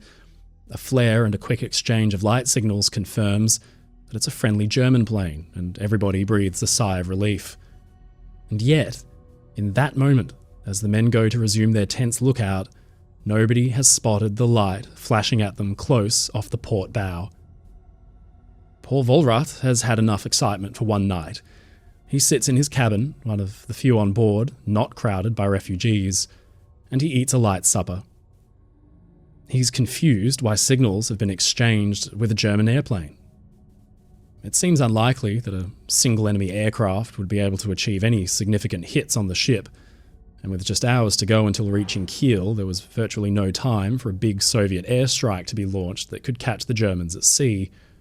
Frustrated by the decisions being made up on the bridge, he prepares for bed and a few weary hours' sleep.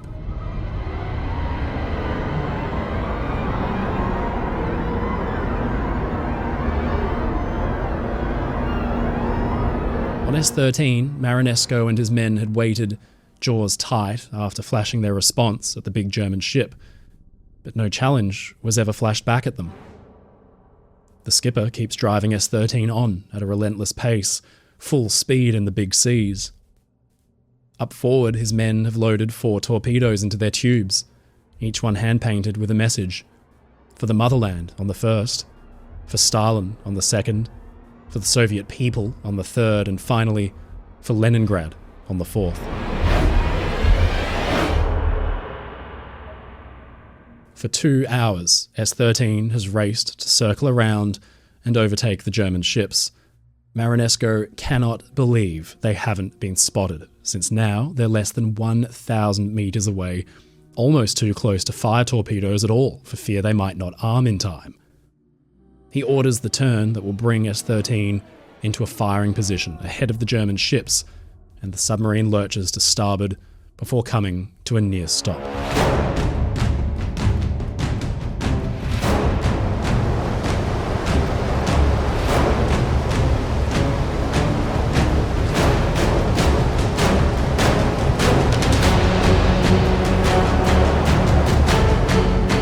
torpedoes will run shallow, set for surface firing at just 3 meters. The tube doors slowly open. The target bearing has been set, the range fixed. Now the boat is silent throughout as the men wait for the whispered command. Marinesco's eyes narrow. The big ship now seems to be so close he could reach out and touch it. The time has come. "Torpedoes away," he whispers, and the tubes roar as compressed air sends the big metal fish on their journey.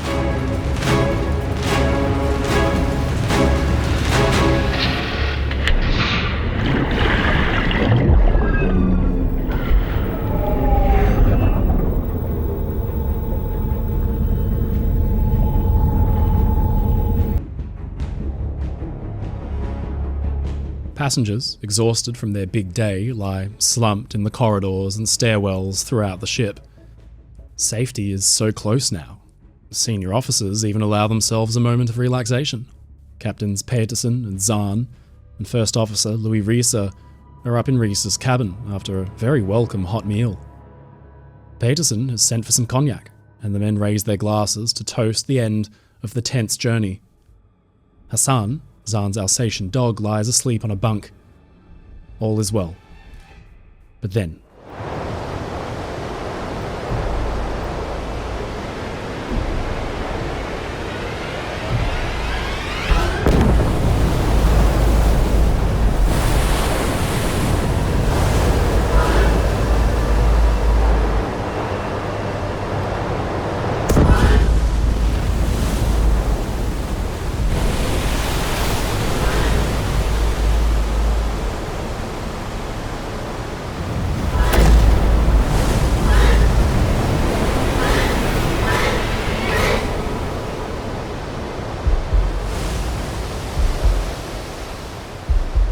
A dull thud, a heavy lurch.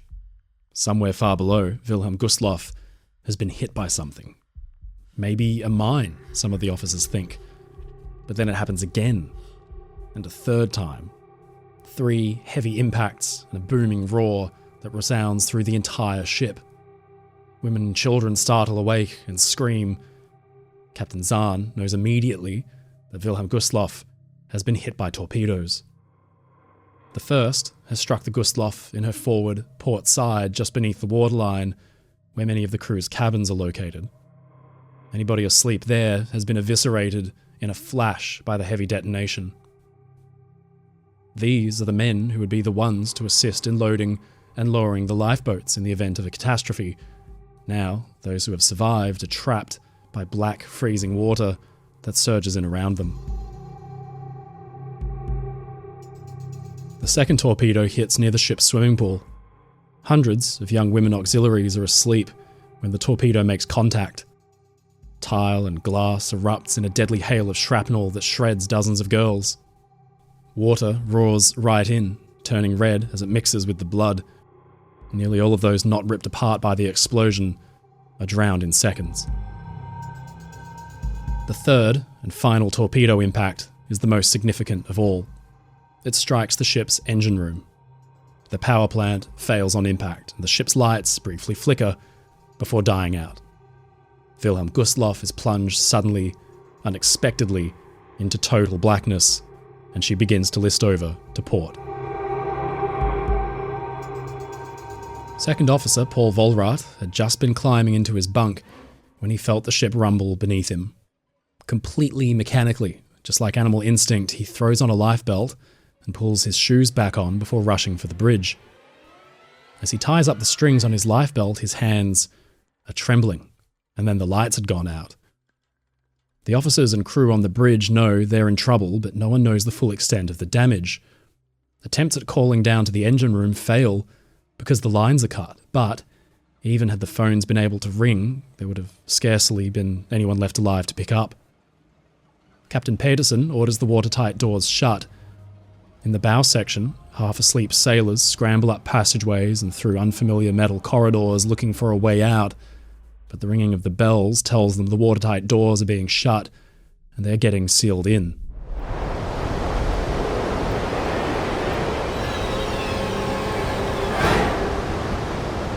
Second Officer Vollrath makes it to the bridge, but he can't get the door open.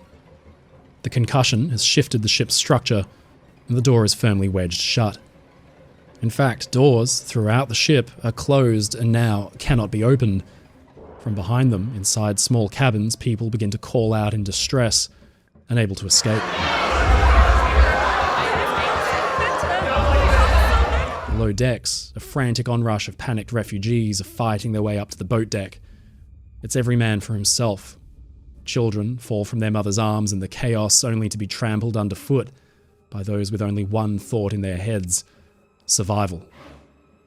Smoke-filled corridors are choked with bodies, alive and dead. Many stairwells and passageways have become completely impassable. Within mere moments, the ship descends into pure, unadulterated chaos as thousands trample, brawl, and shove their way up, always up, away from the terrifying prospect of rising water. In the midst of the pandemonium, Sigrid Bergfeld is among the swarm of terrified people fighting desperately to stay alive. She'd been among the very few women's naval auxiliary members who had been lucky enough to survive the initial blast near the pool. She now thanks her lucky stars that she had been staying in a cabin instead of inside the pool itself. She had wedged her way through a hole that was blasted in the bulkhead of her cabin, and now she wades waist-deep in water in a desperate search for a way up to the boat deck. Thankfully, dim light flickers on again, and it casts a warm glow over everything. The Wilhelm Gustloff's emergency light system has kicked in. It brings a moment of calm to some of the panicked crowds below. Vollrath, up on deck, lights a cigar for a moment to calm his nerves, and he tells a woman nearby there's nothing to worry about. But throughout the corridors and stairways inside, the ship's alarm bells shrill, and they contravene the second officer's claim. Rudi Lange, the Gustloff's wireless technician, has rushed into action, and he tries to send out a distress call, but without power, he's forced to just use his emergency set with a range of only 2,000 meters.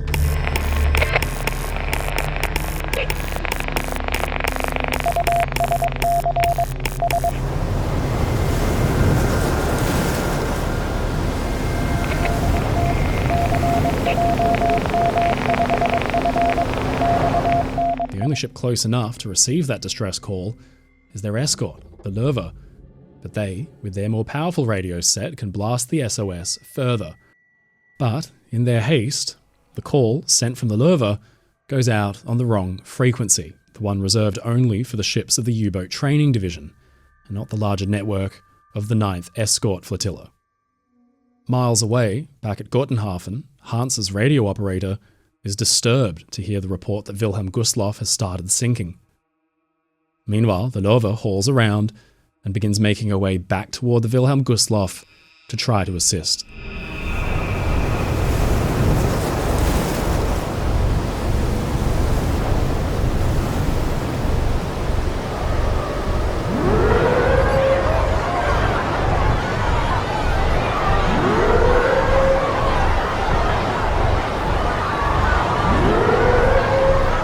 By now, passengers have found their way up and out, and they begin to gather on the boat deck, uncertain of where to go and what to do.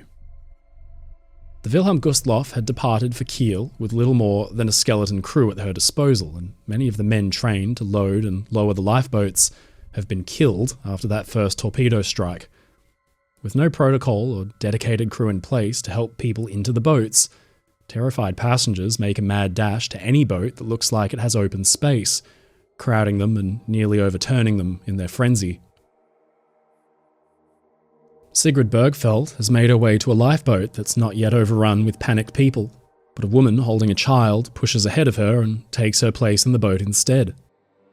A few crew are on hand to oversee lowering the boat, but it's all happening too quickly. As the lifeboat goes down, Sigrid watches in horror as it capsizes, spilling all of its human cargo into the freezing, churning black waves far below.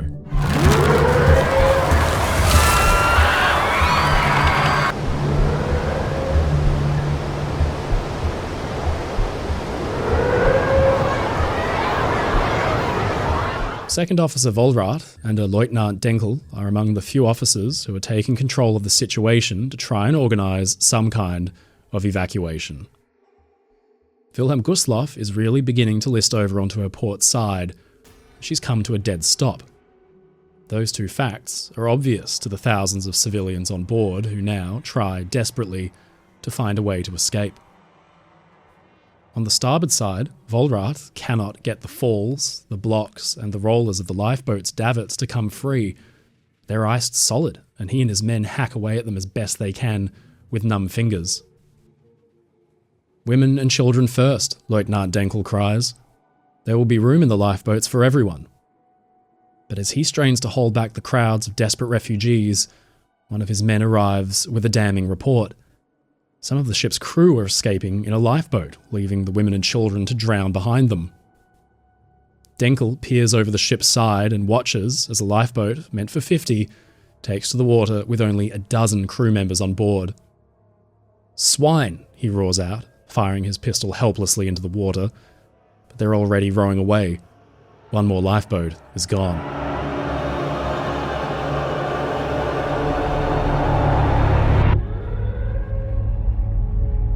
But now, some minutes since the impact of the torpedoes, and with the Wilhelm Gustloff's emergency lights shining reassuringly, passengers begin to calm down. The crew, though few in number, seem to be working to get the boats ready for lowering. The ship is listing to one side, sure, but it's not too bad. Order prevails, and the panic dies down. There's some shouting and pushing, but Vollrath notices the passengers are mostly just patiently waiting for their turn to get into a boat. These are the same people who have waited for days, weeks, in long lines trundling down roads, being barked at by troops and marshalled on the docks. The ship's loudspeakers now broadcast calming words of reassurance. And besides, they're used to waiting now. They stand by obediently.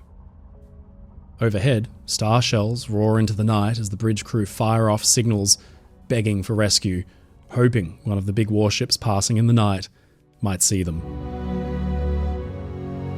On the deck is a group of badly wounded soldiers, many missing limbs and wrapped in blood-soaked bandages, calling for help.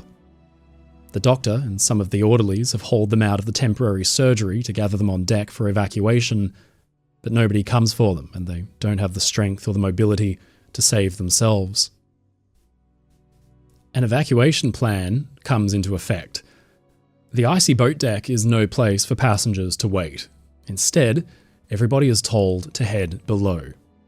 Throughout the ship, the loudspeakers urge for calm and promise evacuation. Passengers obediently trundle into the glass-enclosed promenade deck by their hundreds. This is where the ship's boats should be loaded and launched through the gates in the promenade's side. Armed sailors guide them down and order them to wait. Up above, crewmen work hard on the lifeboat's falls, but they're still caked in ice and frozen in place. A few of the boats have been launched incorrectly or too quickly. One tumbled end over end and crushed its occupants below. Only 6 lifeboats will be launched successfully. Ominously, popping sounds can be heard throughout the ship as Nazi officials and senior officers take their fates and the fates of their families into their own hands instead of waiting for the ocean. Engineer Walter Knust is working on a port-side boat, and he and his men manage to free and load it. It slowly lumbers down, but it goes past the packed promenade deck where women bang on the thick glass and beg for rescue. His boat is already full. There's nothing they can do.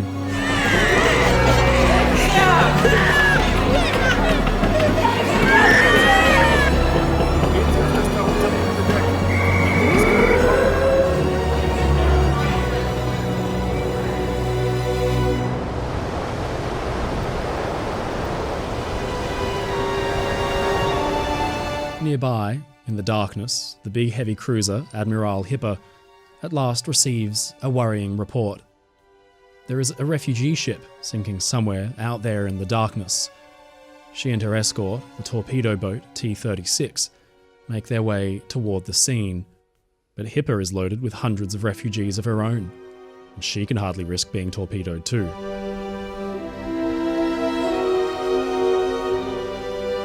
The ship lists more and more onto her port side, making lifeboats impossible to launch. The anti-aircraft guns mounted to her decks strain under their own weight. Outside, on the exposed weather decks, water has turned to black ice, and with the list increasing, helpless passengers lose their footing and start to slide down into the sea. An alle Passagiere, bewahren Sie Ruhe. Das Schiff ist Wohin sollen wir gehen? Bitte nehmt meine Tochter mit. Kommt zurück und holt uns. Ich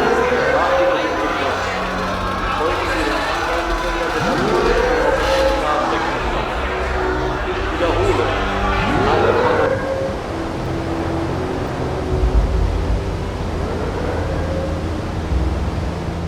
The Löwe has finally arrived on scene and begins to throw out nets and lower her own lifeboats in order to pick up survivors. Before them is a strange, tragic sight. The massive ship leaning hard over, her lights blazing. The ship will not sink, bellows out the PA system from the bridge. Rescue ships are on their way. But the Wilhelm Gustloff's emergency siren is wailing non-stop, and the terrible sound echoes over the water like a mournful cry.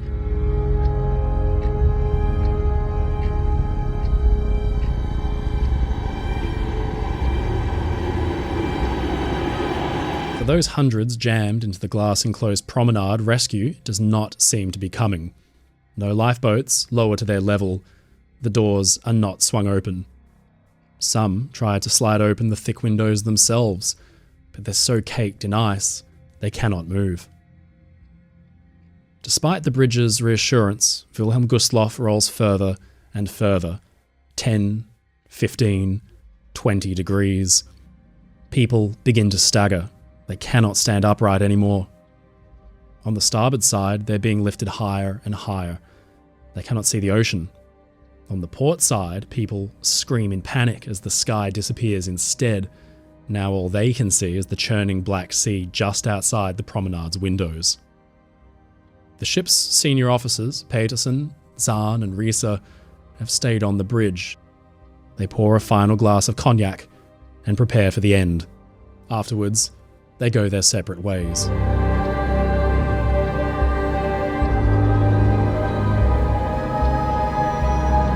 "16-year-old Ava Look has found herself trapped in the ship's music room, along with her mother and 6-year-old sister.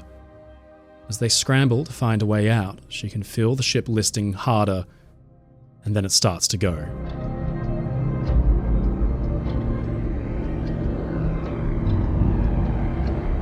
With hundreds of tons of water flooding in each minute, the Wilhelm Gustloff's centre of gravity has been slowly shifting. Her margin of stability has been well exceeded, and yet the big ship has stayed upright. But finally, she can stand it no longer, and with a long groan, she begins to roll.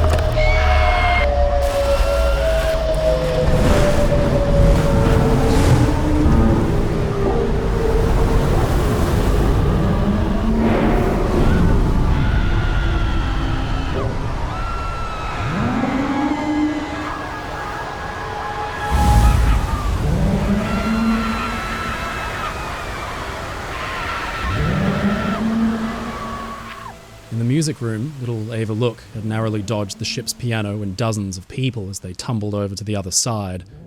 The piano exploded against the far bulkhead with a terrifying clang. Hundreds, clinging to the railings, are thrown into the seething ocean, and the men of the Löwe watch in agonized horror as Wilhelm Gustloff settles onto her side. But the power stays on, and the ship's own sirens shriek as though she is terrified of her own fate. As the funnel came down, it crushed dozens in the water. The anti-aircraft guns broke free of their mounts and came smashing down on the heads of the drowning. I reached out to try and grab my sister, said Ava Look.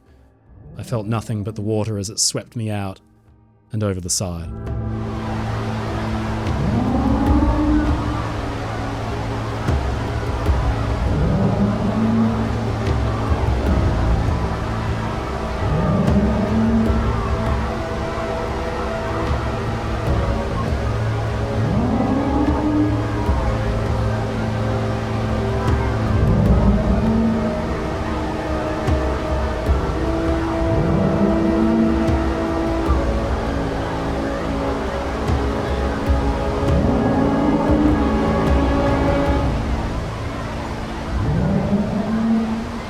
Wilhelm Gustloff now completely capsized, water rushes in through the tops of open stairways, doors, and gaping ventilation shafts on the boat deck.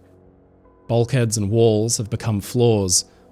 The already difficult to navigate interior now becomes a maze, but passengers caught out have only minutes to try and find their way up and out. It's a near impossible task because now stairways lead to nowhere.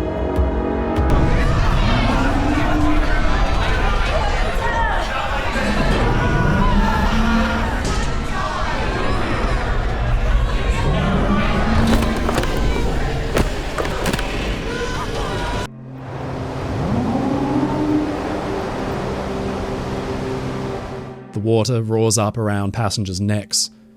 On the promenades, there is sheer, utter terror. The portside promenade is now underwater. It floods quickly, drowning hundreds who had just been thrown off their feet into clumps up against the glass screens. On the starboard side promenade, though, the passengers look up and they can see the dimly moonlit sky. They bang and thrash against the glass of the promenade screens, but it won't budge.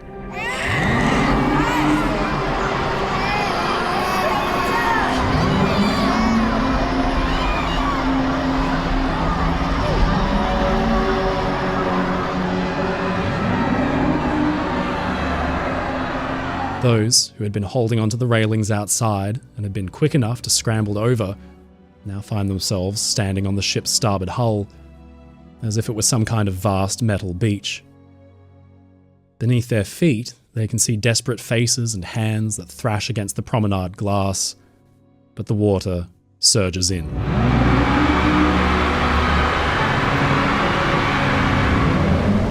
Wilhelm Gustloff begins her final plunge. Those standing on the hull are swept off, or they take a leap to try and swim to safety. Some brave souls cling desperately to the stern that's now beginning to get lifted high into the air. With her sirens still wailing endlessly into the night and the screams of thousands of people trapped, drowning and terrified, the Wilhelm Gustloff prepares to take her final gasping breaths.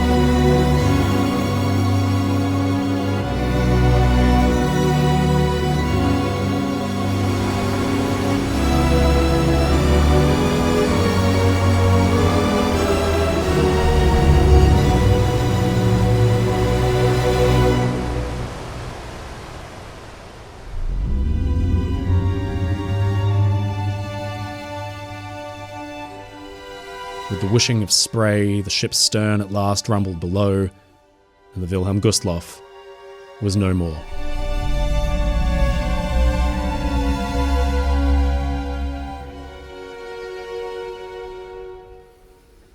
If the scenes which unfolded on the boat deck were tragic madness, then the scenes in the icy cold waters after the ship had gone down were pure hell. Those who were still alive were forced to contend with the frigid waters of the Baltic, and with the Gustloff sirens now having fallen silent, survivors are surrounded only by the screams of their fellow passengers fighting desperately to keep their heads above the water and crying out for help into the night. Those lucky enough to have found their way into a boat now have to worry about their fellow desperate survivors in the water, clinging to the sides and threatening to swamp them. Second Officer Vollrath senses the occupants of his boat are beginning to lose their composure. Panic could quickly turn deadly and overturn them. He bellows for calm and he flashes his pistol. It works, and the passengers sit down quietly, but all around them, the drowning and the freezing cry out agonizingly. Many figures floated silently past us in the water in their life jackets, said Ebbe von Madel. They were probably already dead. I know that later we had several corpses on board, women and children pulled out of the sea, who were so exhausted that they just slumped forward and drowned in the water at the bottom of the boat.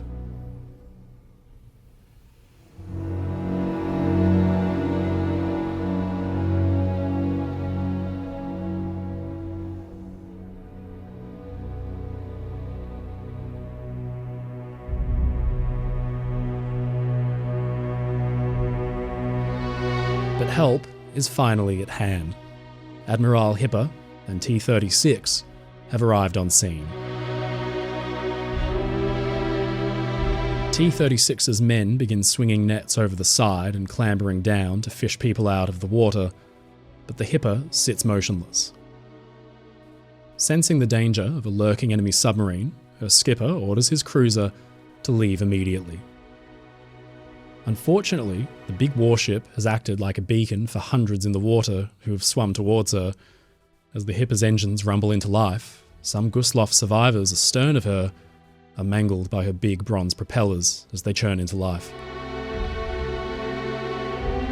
The Hipper steams off into the night, leaving her escort to handle the rescue. But this is an unenviable task. A half-dozen boats need to be hauled in, and all around hundreds of people, dead or alive, drift past, surrounded by all kinds of debris. But worse still, somewhere out there is a submarine. As T-36's men pull up survivors from the water, her sonar operator has locked onto a contact less than 1,000 meters away. T-36 begins to make her way, her captain calling out via megaphone for people in the water to get clear of his ship. But then she fires off practice depth charges, hoping to ward off the submarine. Even those practice charges are powerful enough to injure or kill those floating in the water nearby. The sounds of repeated explosions rattle already traumatized survivors, and the detonations create waves large enough to toss people out of their life rafts and into the frigid sea. One survivor in the water, being rocked by the explosions, is Rudi Langer, Gustloff's wireless operator, who had stayed on the ship as long as possible to continue transmitting a distress signal until the last moment. With the T-36 firing off those powerful depth charges nearby, Langer believes his chances of survival are slim. "I was terrified by the noise," he later said. "Every explosion seemed to shatter my eardrums." But he's not yet ready to give up the fight.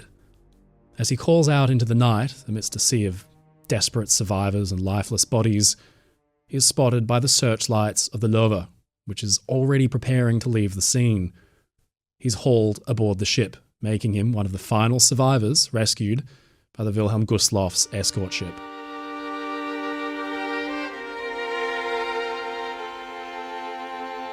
For those not lucky enough to be rescued from the water by the T-36 or the Löwe, the night draws on endlessly. Survivors drift aimless in lifeboats or on rafts, scanning the horizon for hope.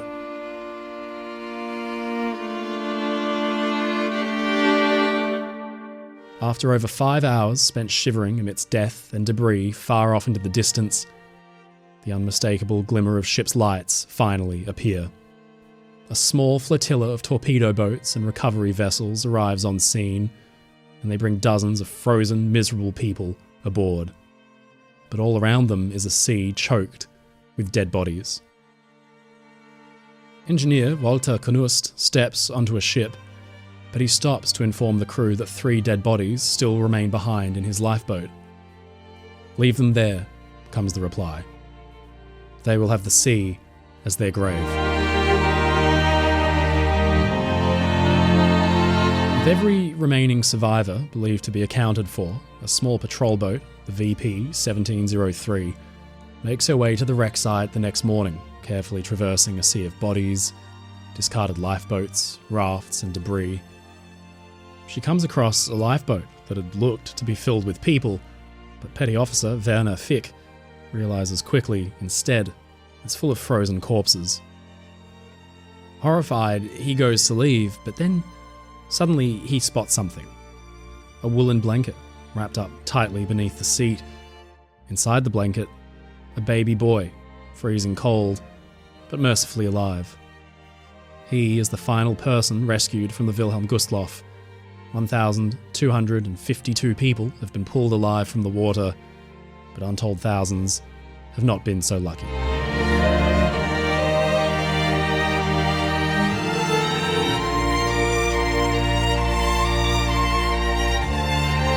Among the living are the ship's senior officers. They knew their ship well, and despite leaving their escape until the very last minute, they had found ways off. Commander Zahn had ended up in the water, where he climbed onto a nearby raft. But Captain Peterson had found his way to a nearby lifeboat, where passengers were aghast to see their captain refusing to go down with his ship. Wilhelm Gustloff's survivors are spread between at least half a dozen ships. Some are landed at Kolberg, while others go onto a Danish hospital ship at the island of Rügen. A small handful are unlucky enough to be rescued and then taken right back to Gottenhafen. At last, the shivering, miserable survivors came ashore, but the weak dawn light brought little hope. Thousands of their number had been killed, and always, sounding closer and closer, was the rumble of Soviet artillery.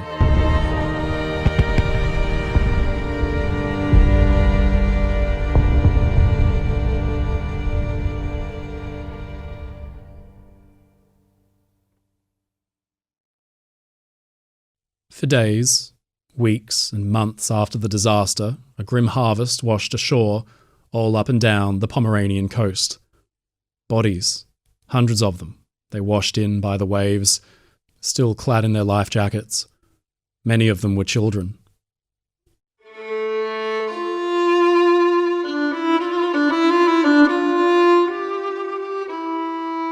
No official death toll for those killed on the Wilhelm Gustloff has ever been decided. Estimates range from 6,000 to 12,000. Probably the most likely number is something like 9,300 dead. Of course, most were women and children. Just days after Wilhelm Gustloff was sunk, another liner, Steuben, was sunk by S-13, killing 4,000 more. Operation Hannibal would result in the loss of many big refugee ships. Somewhere between 30,000 and 100,000 people would be killed. Alexander Marinesko, S-13's commander, was Soviet Russia's most successful submarine skipper of the war. But that fact alone was not enough to save his career. His onshore behaviour saw him demoted and deemed not suitable to be a hero. But in 1990, he was posthumously exonerated and awarded the title Hero of the Soviet Union. Today, statues stand to honour him, 2 at St. Petersburg and 1 at Kaliningrad. In the years since, the Wilhelm Gustloff story has been used by 2 extreme opposing sides as a political tool. Nazi apologists and sympathisers paint it as a war crime. Some falsely claim the vessel was an unarmed hospital ship, and they point to it as a symbol of Allied and Soviet barbarity. On the other hand, pro-Soviets and anti-Germans have falsely alleged the ship's passengers were all concentration camp guards and staff, pointing to German atrocities in the east and claiming the Wilhelm Gustloff's sinking was just punishment. Wilhelm Gustloff was carrying combatants, guns, and munitions. Photographs from 1945 show she was not painted with red crosses as a hospital ship. She was a valid target. Because of this, the ship's sinking was not, by definition, a war crime. But it was a humanitarian disaster of unthinkable proportions. Thousands of innocent women and children were dead. It was just another in a series of humanitarian tragedies that played out again and again and again in history's most terrible war. The Nazi regime was directly responsible for the deaths of more than 20 million civilians, and the German people themselves would become the final victims of this murderous system.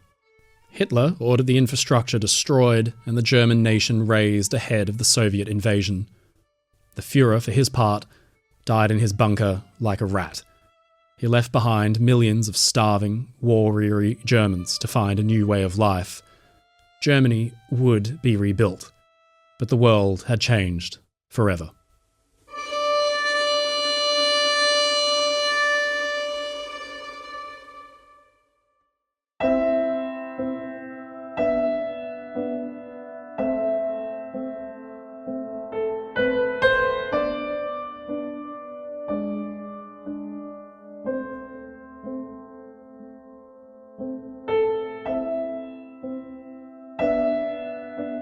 In Selsingen, Germany, in February 1945, Wilhelm Gustloff survivor Betty Falk penned a letter to her sister Irma.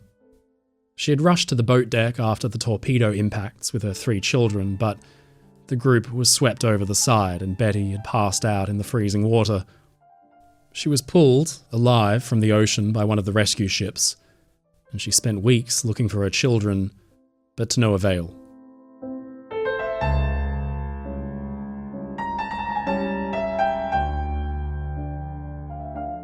Now, she wrote, I am poor, destitute, and have no more children. I cannot cry anymore. Day after day, I keep myself in the notion of being only on a journey and that the kids must come back one day. I just cannot believe it.